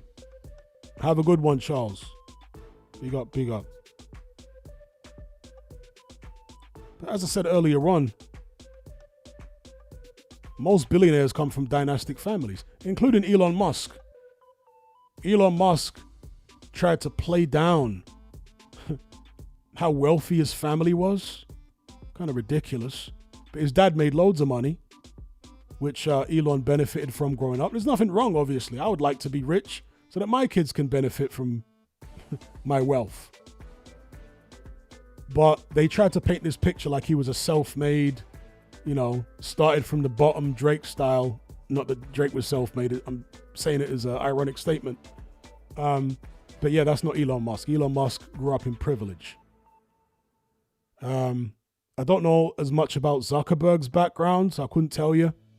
Bill Gates came from a wealthy family. In fact, the reason that Windows became the most popular operating system in the world is because Bill Gates' mum was on the board, I think it was, at IBM. So back in the days, IBM was like the leading manufacturer of, computers, PCs. And Bill Gates got the contract with his early version of Windows, whatever it was called, which was apparently rubbish. According to computer programmers, it was rubbish. But because his mum was on the board of IBM, it got packaged with every IBM computer. So Bill Gates was successful with Windows because of nepotism. It wasn't some, again, they tried to create some fake backstory for Bill Gates, like he was all totally self-made and he was just such a brilliant programmer. And that's why Windows was as successful as it was, but it's total and utter nonsense. All right, go look it up. Bill Gates' dad was a successful man, and his mum was part of IBM at a high level, and that's what helped get his program Windows packaged with every IBM computer. That's nepotism.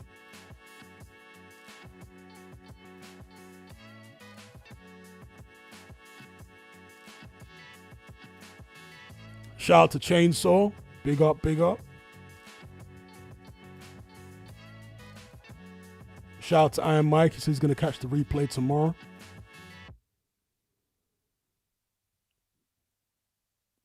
Unexplained says Elon would be on the psychopathic side, but the good kind of psycho, if you know what I mean.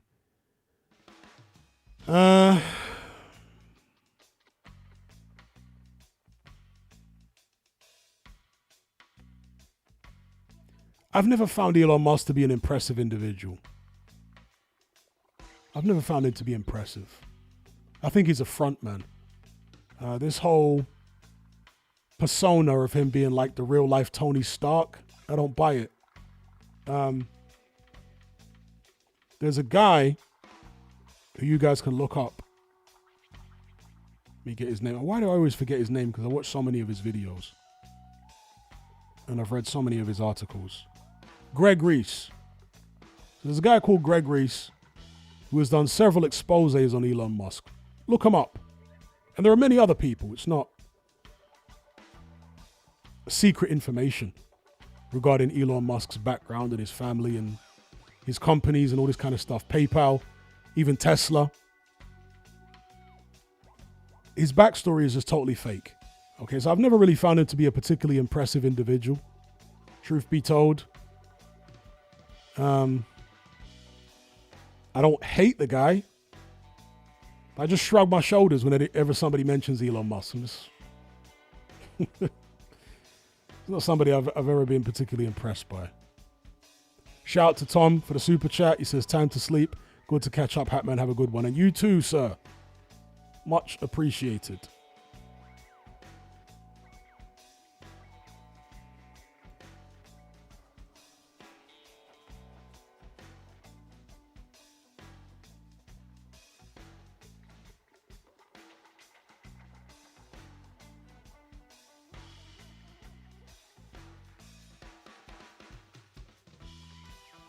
But I want to say that these people who are part of these dynastic families, inherited wealth,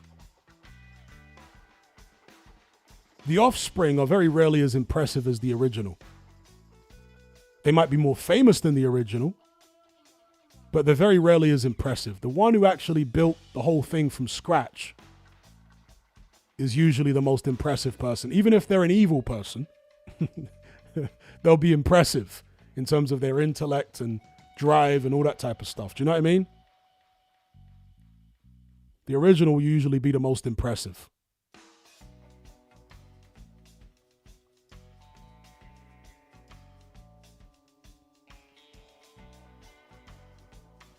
I suspect that Donald Trump's dad, I don't know this for a fact because I really haven't seen much of Donald. I know who Donald Trump's dad is, seen pictures and stuff like that. I might have seen one or two interviews, but I suspect that he was a much more impressive person than Donald.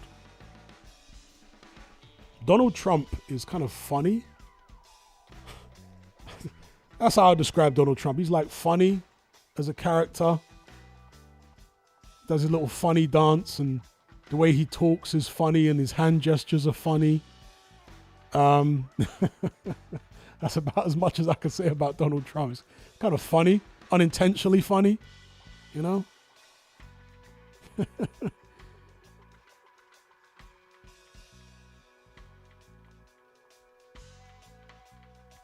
But I suspect his dad was far more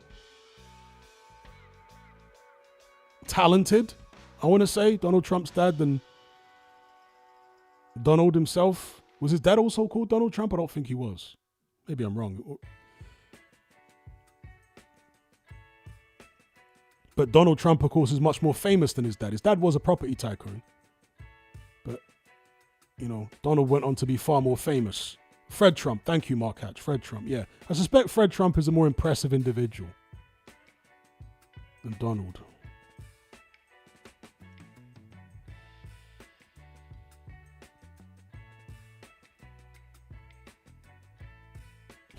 Tom the Gardener said, also a quick one, congrats on your sons, G-Man and Ade. Miss Chris though, don't know what happened with him. Big up G-Man and Ade. I would never claim them to be my sons. Big up G-Man and Ade. But, and of course, big up Tom the Gardener. Ade has done fantastically well. And watching his journey should be an inspiration for anyone who wants to get into boxing media. If we're talking about people that made it by themselves, Ade is a great example. Man made it by himself.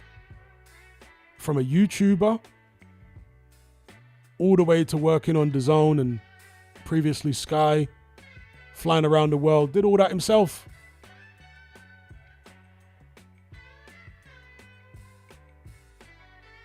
Encircled, exactly, yeah. Elon claimed he had a small loan of $1 million. It was all BS. It was all total nonsense.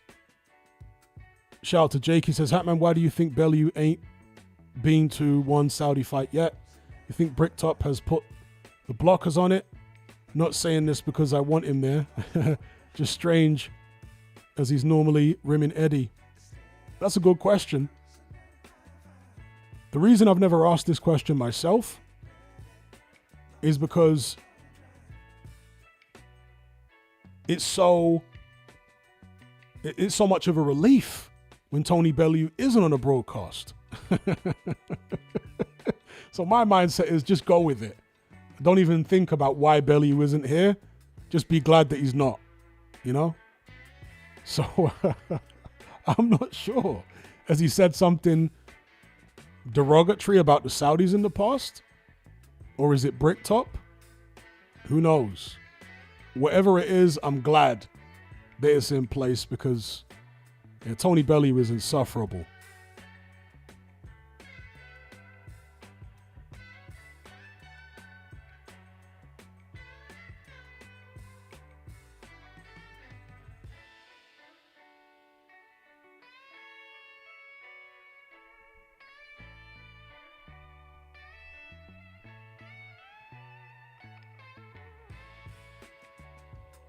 Colpzilla says, because Ade is black, it's good for the zone.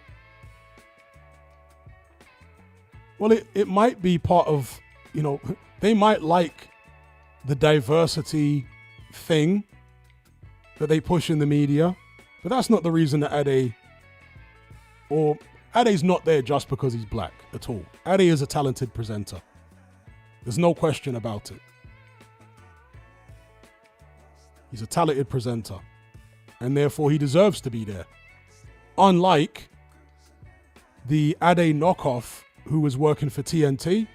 Is he working for DAZN now as well? Because he doesn't have it. The Ade knockoff. I don't know what the guy's name is, but he was like an Ade knockoff. He doesn't have it. But Ade has it. From day one when he was on YouTube with Ryan, you could tell that he had a presence on camera. He had a confidence talking to camera. Ade's very good at what he does.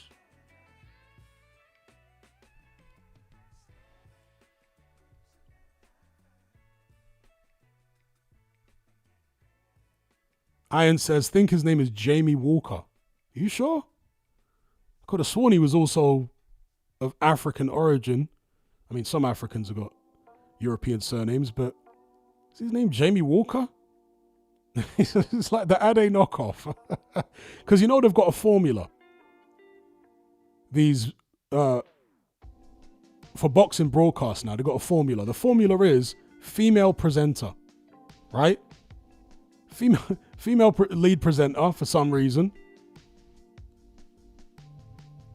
Then after Ade, after the success of Ade, they want some dark-skinned black guy as the second presenter, I guess. The roving reporter around the arena, because that's what Ade started off as. The interviewer in the ring,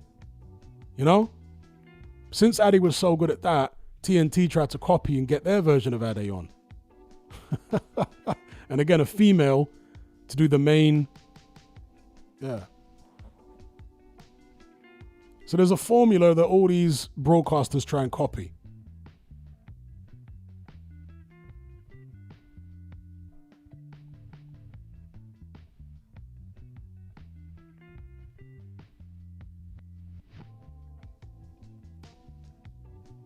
Leo says, Hatman off topic, but did you play Red Dead Redemption 1 and 2?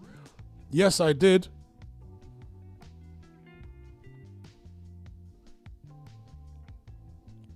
And I was never as big on Red Dead Redemption as many other people. They're both very good games. Red Dead 1 was a lot more impactful, I would say, for its time, than Red Dead 2. But for me, there isn't really much replay value with Red Dead Redemption. But, everybody's different. But for me, once I played through them the first time, I didn't want to play them again.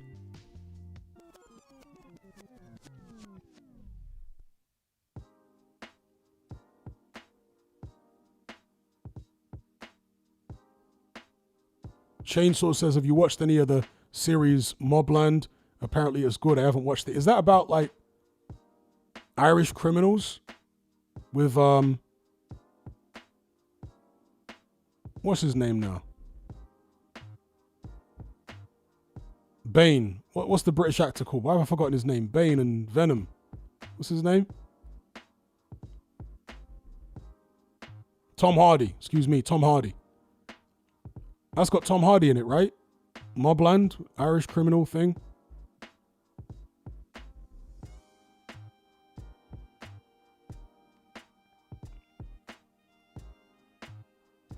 Jake says, Hatman, just another crap name to add to the list of terrible names in boxing. Jumbo Cummings has to be up there. Yeah, I remember somebody in the media, I can't remember who it was. It might have been Frank Skinner or somebody like that. And they described Jumbo Cummings' name, because Jumbo Cummings fought Frank Bruno, also fought Joe Frazier. I think it was Joe Frazier's last fight. It was against Jumbo Cummings. It was like an ex-jailbird. But In describing Jumbo Cummins' name, they said his name sounds like an elephant-sized ejaculation.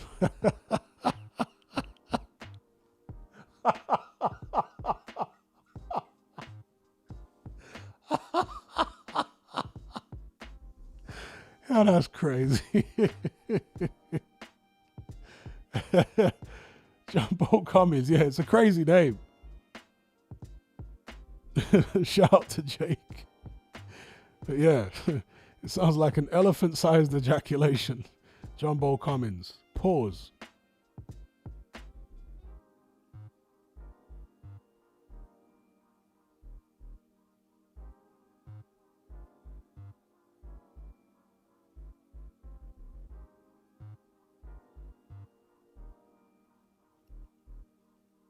Devon says, yeah, that's his name, Floyd Cummins, aka Jumbo Cummins, got locked up for armed robbery for over 10 years, then got into boxing, had a career, and after his career, got locked up again for something like 17 years again.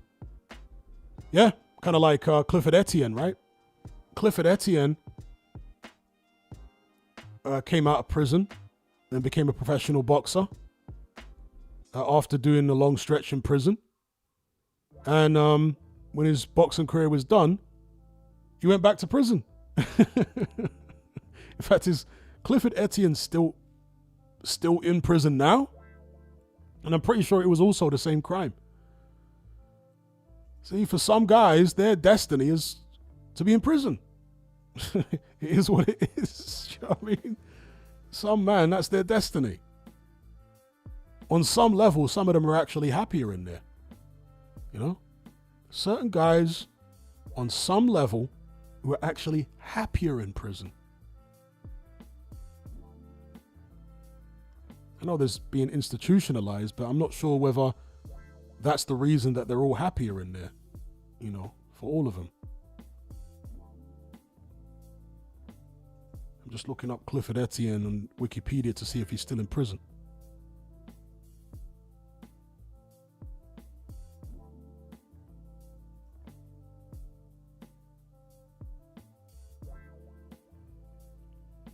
Oh yeah, he's still in prison. Clifford Etienne, how about this? August 11, 2005. It was reported that Etienne had been arrested on very serious criminal charges. The following June, so the next year, 2006, he was found guilty at trial and sentenced to 160 years without parole. So yeah, he's still in prison.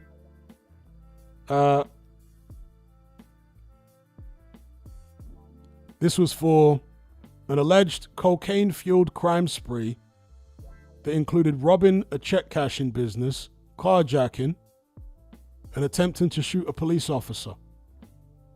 In April 2013, his sentence, I mean, think about how pointless this is, was reduced from 160 years to 105 due to a technicality. Etienne is now a painter, painting artwork from prison. He also works as a barber at the same prison. He's like Charles Bronson, innit? He's a painter in prison. Charlie Bronson. Yeah, that's Clifford Etienne. So before his boxing career, I think it was armed robbery he went to prison for. Yeah, here we go. So it says his college football career was derailed. So he was a American football player in college, derailed by a 40-year prison sentence for armed robbery, which was committed at a shopping mall during his senior year. See, this is what I'm telling you. Certain men are just destined to be in prison. Why would you be in college and you're out committing armed robberies? How does that even make sense? While incarcerated, Etienne, who then weighed 290 pounds, took up boxing and won the state prison boxing championship.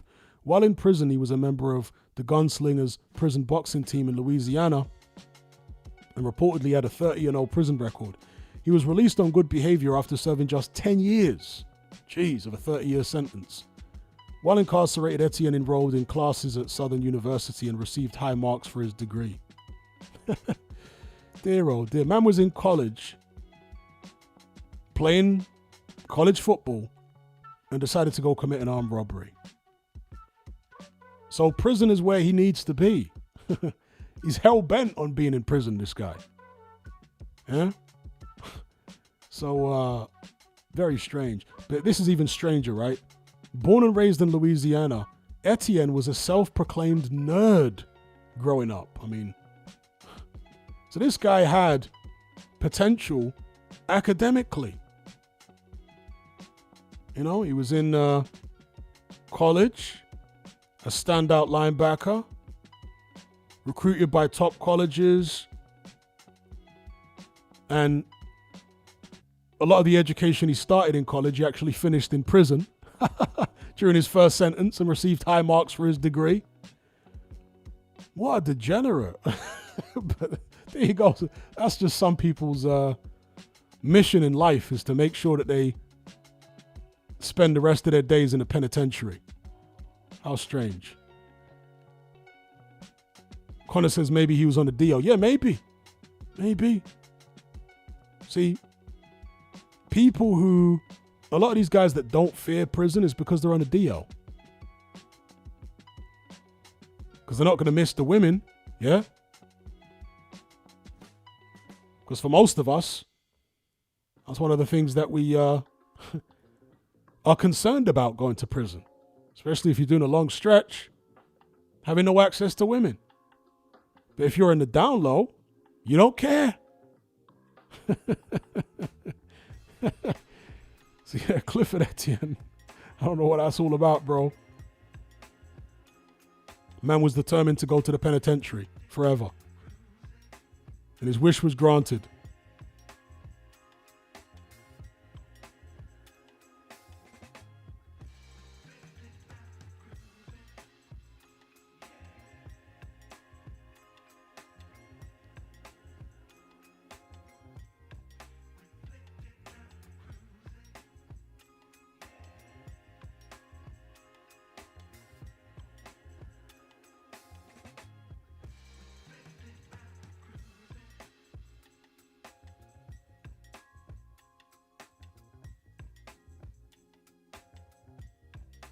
Yeah, and Circle says the reducing 160 years to 105 on a technicality just makes me laugh.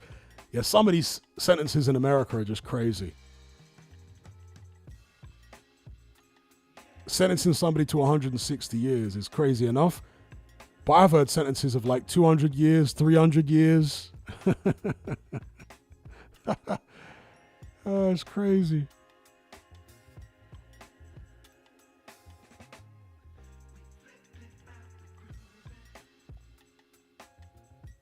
Devin says, do you think Brunson should be let out, or is he still capable of being dangerous? I think Brunson is totally institutionalized. I don't see any point in letting him out. I think he will be a danger to himself and others if they let him out, Brunson. I know he's very old now. What is he, in his 60s? But he's just so institutionalized, because Brunson was out, you know, in his younger days. I think a couple of times. But he went back in very quickly.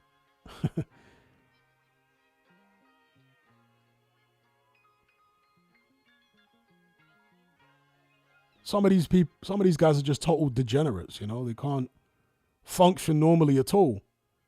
And I just think someone like Brunson, who's as institutionalized as he is, if you let him out,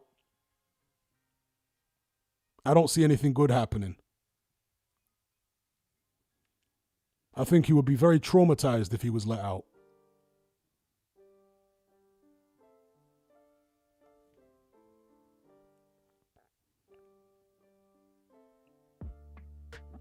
Andy says Carlos Monzon was another wrong'un. Have you watched the series on Netflix? No, I haven't. Is it still on Netflix? I might check it out. Monzon, the former great middleweight champion. Copezilla says it's the crimes he did within prison. What was the bad thing? Are you talking about Etienne?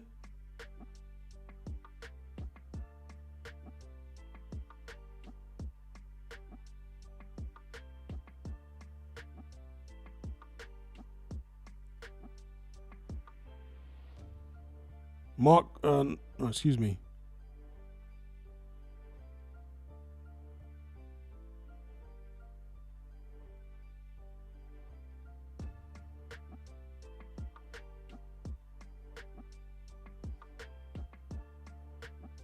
And Mark says, remember that guy on Joe Rogan who got out then committed a crime again? Yeah, vaguely. Vaguely. I can't remember the guy's name, but I know, I've seen that thing. He was on Rogan and then he went in for some serious stuff. Yeah, I vaguely remember that.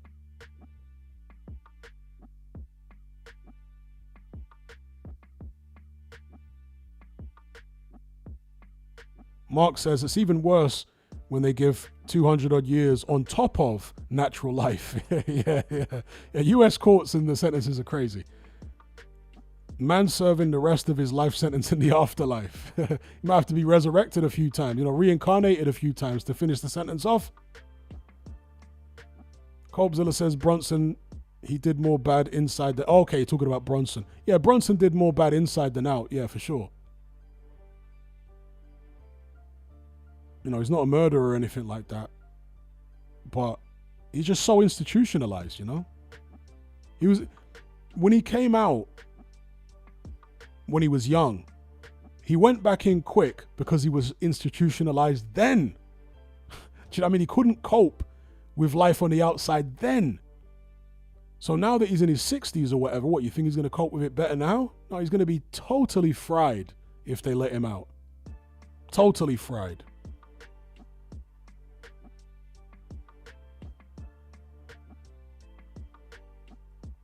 Chainsaw says, at what age could a once dangerous person become relatively harmless? Well, it depends on which way they're dangerous.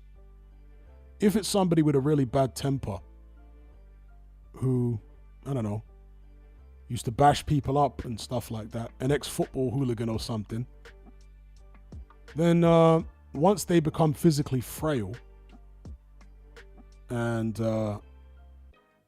their health is declining, they'll probably be relatively harmless. But if you're dealing with like a manipulative person, they never stop being dangerous. Someone who's manipulative. Unless they develop Alzheimer's or something like that, then they'll never stop being dangerous.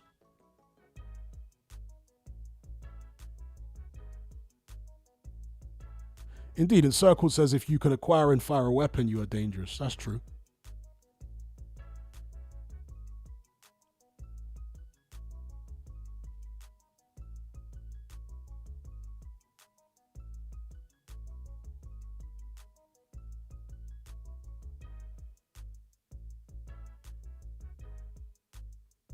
But yeah, some of these guys, they love prison.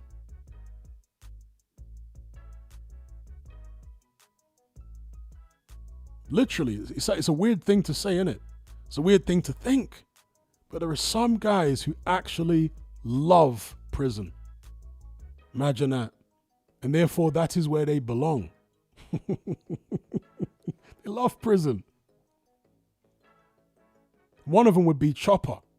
You guys know Chopper Reed, the famous, infamous Australian criminal? He loved prison. He liked it in there. That's why he kept going back so many times, even though he escaped or tried. Did he actually escape that time when he had his ears cut off? But he liked it in there. I saw an interview with him. I think it was the last interview he did with the mainstream media before he died, because he had a huge tumor in his body. Massive tumor. And I remember him saying in that interview that he enjoyed the cut and thrust of daily life in prison. Like the scheming and conniving and the stabbings and the gang fights and all that kind of stuff. He said he really enjoyed all that.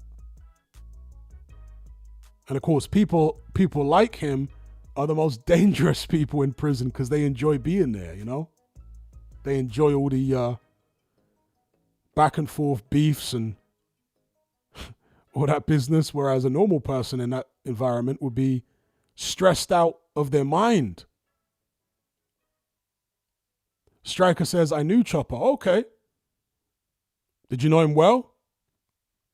I'm not going to ask if you were if you were ever involved in any criminal activity.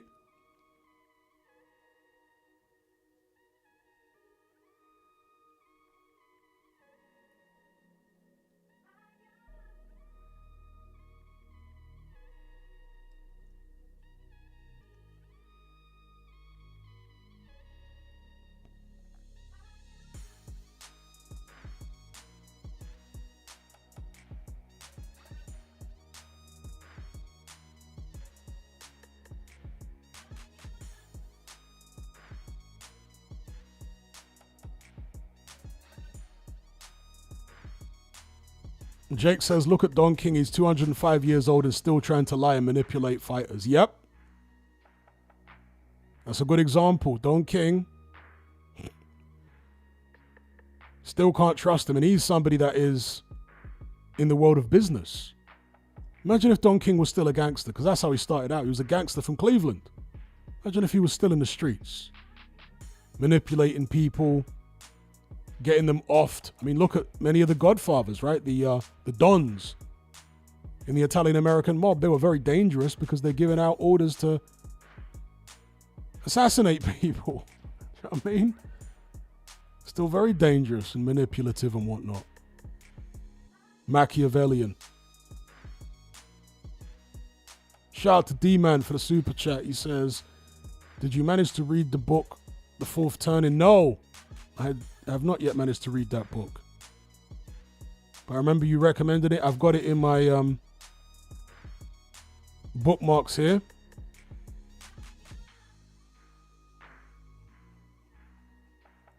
I'm just going to double check as we speak that I've got it in my bookmarks.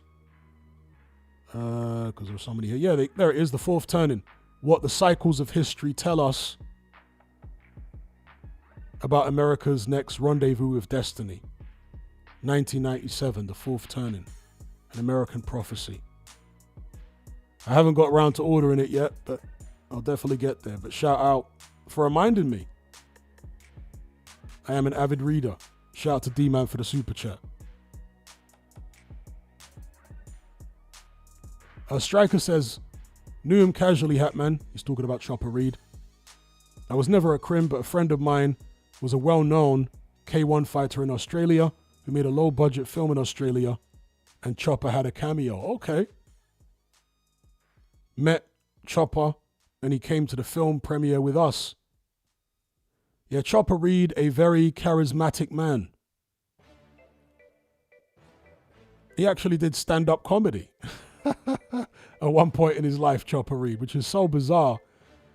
Because, again, if you go watch that last mainstream interview of Chopper Reed, he confesses to at least one M, red rum, in that interview. He says he offed some guy after a stand-up performance. He said he'd done this stand-up performance and he saw, I think he said he saw the guy in the crowd who he had beef with from years before. And the guy attended his performance thinking that it was all water under the bridge. And the guy approached him afterwards to say, we'll squash all the issues we had in, years gone by. And Chopper claims that he went and then killed that guy. Like, yo, crazy. Striker says, surprisingly reserved in one-on-one conversation, Hatman. Okay. Maybe he had a lot on his mind.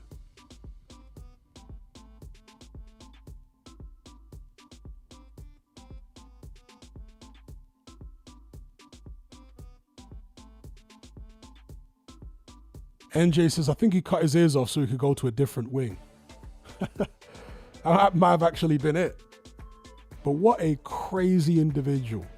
Huh? He got somebody to cut his ears off.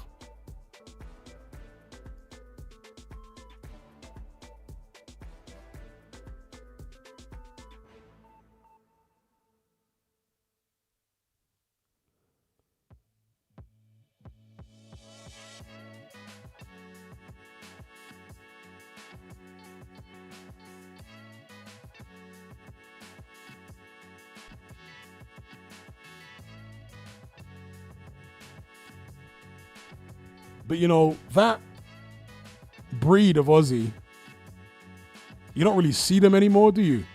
Aussies who were like that. I mean, not as extreme as him, but he was part of like that old. He was part of that old generation of Aussies who were kind of similar to Americans in their mentality. Obviously, back then, Oz had a lot more guns and all that kind of thing. And parts of Oz were like the Old West in America. And people like him, characters like him, came out of that old Oz culture. These wild and, colorful characters.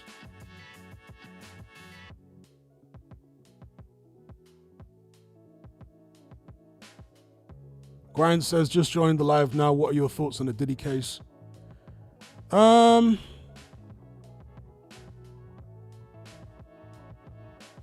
thoughts on the Diddy case.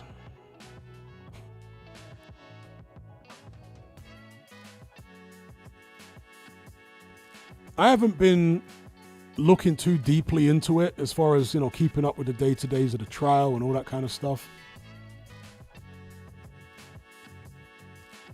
But some information came out over the past couple of days, which is not surprising at all. Which is that Cassie consented to many of the freak-offs and was enthusiastic about participating and wanted to be famous and wanted to be rich and all this kind of stuff. So that surprises me not in the slightest. I mean, the way that they're going to try and present somebody like Cassie in the media is like some type of innocent they always do this. Oh, an innocent flower and the evil demon came and, I'm not saying that Diddy didn't do bad stuff to her. I'm sure he did. But she wasn't some kind of innocent. Do you know what I mean? From what I can see, she was a manipulative, promiscuous, probably horrible young lady. Do you know what I mean? Yeah. Because birds of a feather flock together. And so that's the way she comes across, to just like a horrible, rotten soul, young promiscuous girl who was in her late teens, early 20s when she met Diddy. And maybe she bit off more than she could chew.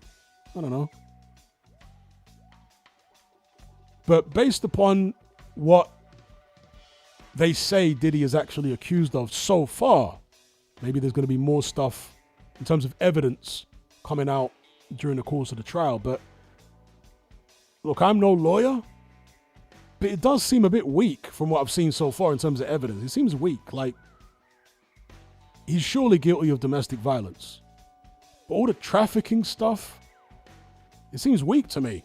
I don't know, I'm no lawyer, but it seems weak.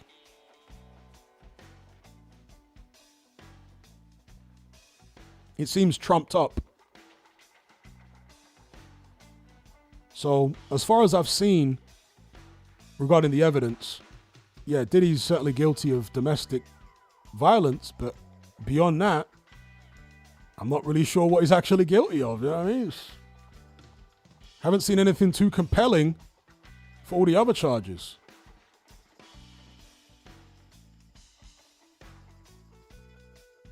Obviously, he's a sexual deviant, but if it's doing weird stuff with consenting adults, it's not illegal, is it?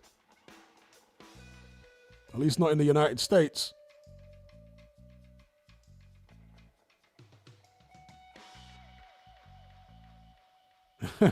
Telstar says the baby oil is probably the most damning evidence. Yeah, I mean, in the court of public opinion, we can all convict Diddy for being a weirdo. That's for sure. He's a very, very odd individual. So he's guilty as charged as far as being a weirdo. But on criminal charges, domestic violence, yes, but the rest of it seems a bit sketchy to me so far.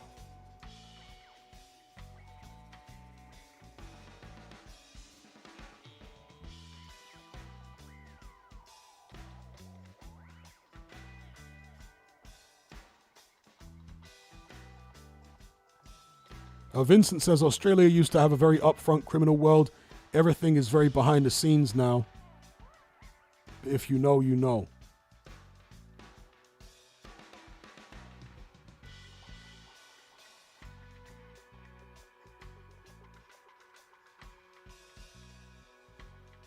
Striker says, no, nobody is like that in Australia anymore. That breed died out for good in the 80s.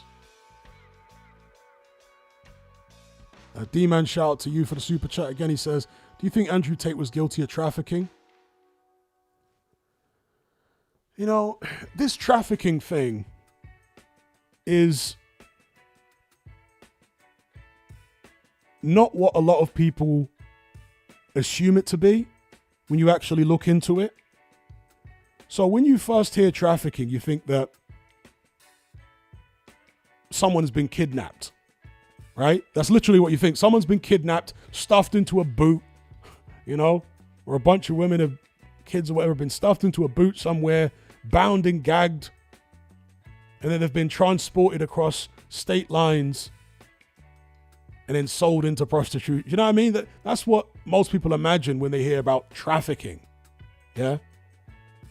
But when you look at the technicalities of it, in many cases, maybe most cases, it's literally nothing like that.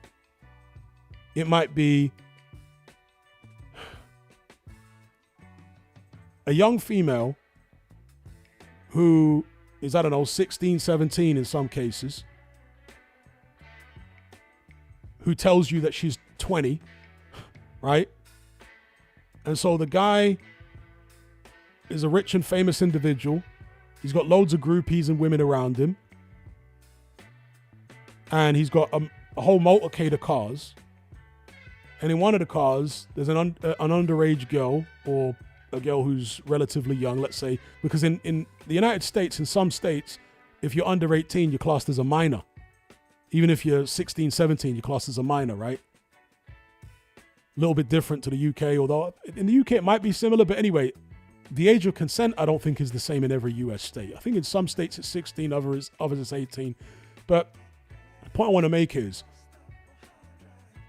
you're having these freak offs, you're having these big parties, you're traveling in motorcades sometimes, or many, many people deep. You might have a girl in the car that's younger than she claims to be. And then she ends up at a freak off and she slept with someone. And now it's like a trafficking thing. Do you know what I mean? It's as crazy as that in some cases. So when people think trafficking, they think someone's been bundled into a car and gagged. And no, a lot of the time it's something far more innocuous than that. And they get charged with trafficking.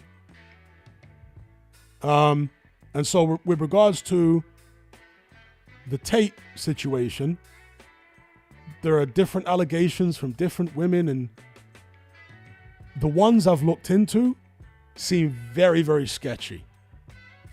But since that time, there are apparently other women coming out with other allegations, which I haven't looked into. Is there more substance to these newer allegations? I don't know. But the one I looked into was very, very sketchy. Extremely sketchy. Right?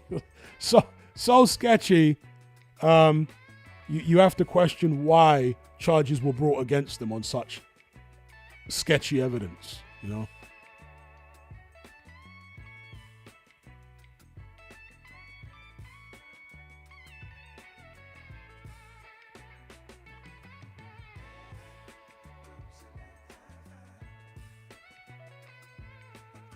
Jake says, Hatman, have you watched the last of The Cross? It's a decent Aussie series based on a true story about some family that ran the nightlife there. No, I haven't.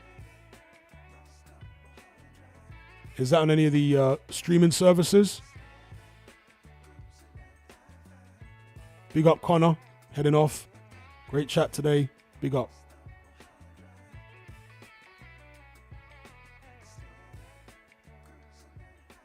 In fact, this whole trafficking charge I find very disturbing.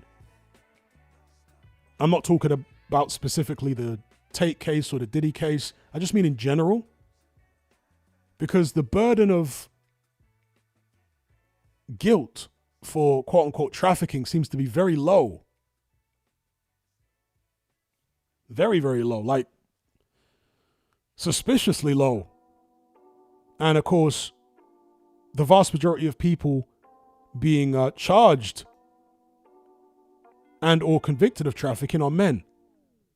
And there is a war on men in the Western world today, folks. I mean, I'm sure most of you guys know that at this stage, but there is a war on masculinity taking place.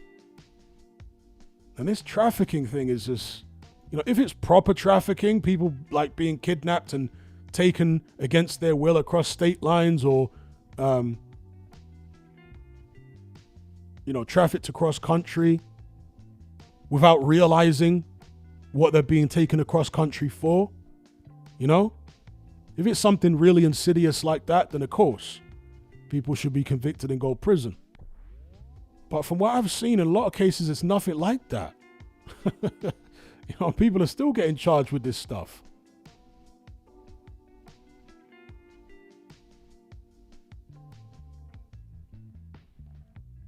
The reality is there are a lot of promiscuous young ladies out there, a lot of them, who, far from being kidnapped by anyone or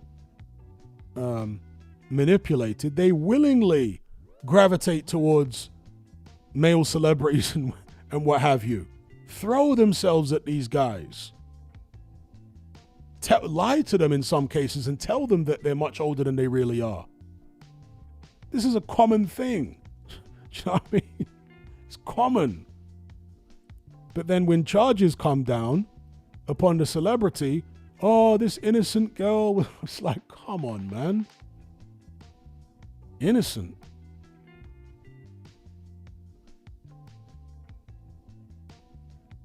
Jake says, you made me put Chopper on. Playing in the background now. Haven't seen this in years. It's on Amazon. Shout out to Jake.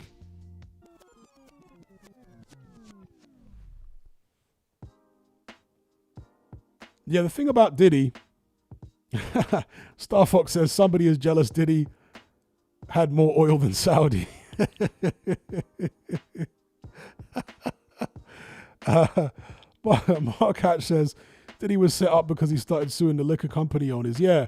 The thing about Diddy, right, and the reason that he isn't getting much sympathy, let's be real, is because he's such a weirdo.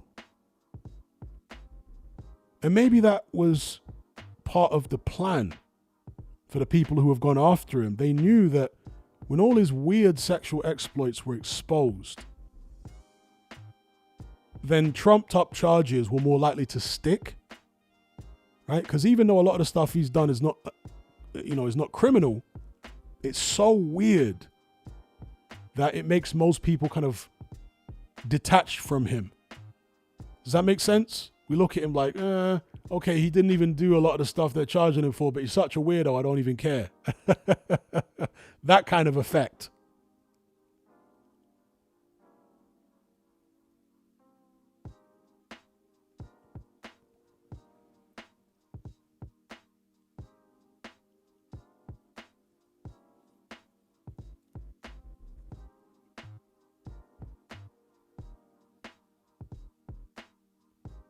Because he is an off-key guy.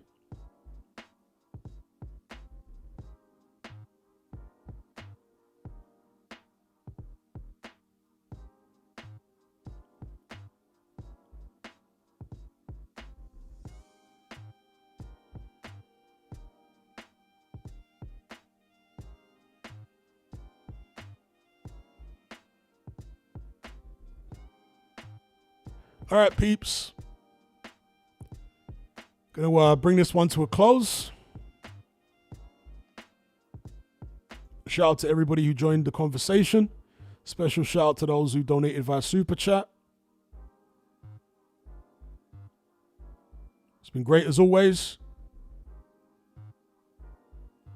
Make sure you take care of yourselves. Be good. And I'll catch you tomorrow. Make sure you tune in tomorrow for the Johnny Fisher Dave Allen rematch. I will be doing live commentary for the fight. So for those of you who want to hear my blow by blow during the fight, make sure you tune in then. So yeah, I'll see you on the other side. Peace. Actually, Striker with a super chat. Says, nice chat, Hatman. Big up Striker every time. All the way in Oz. Catch you guys at the next one.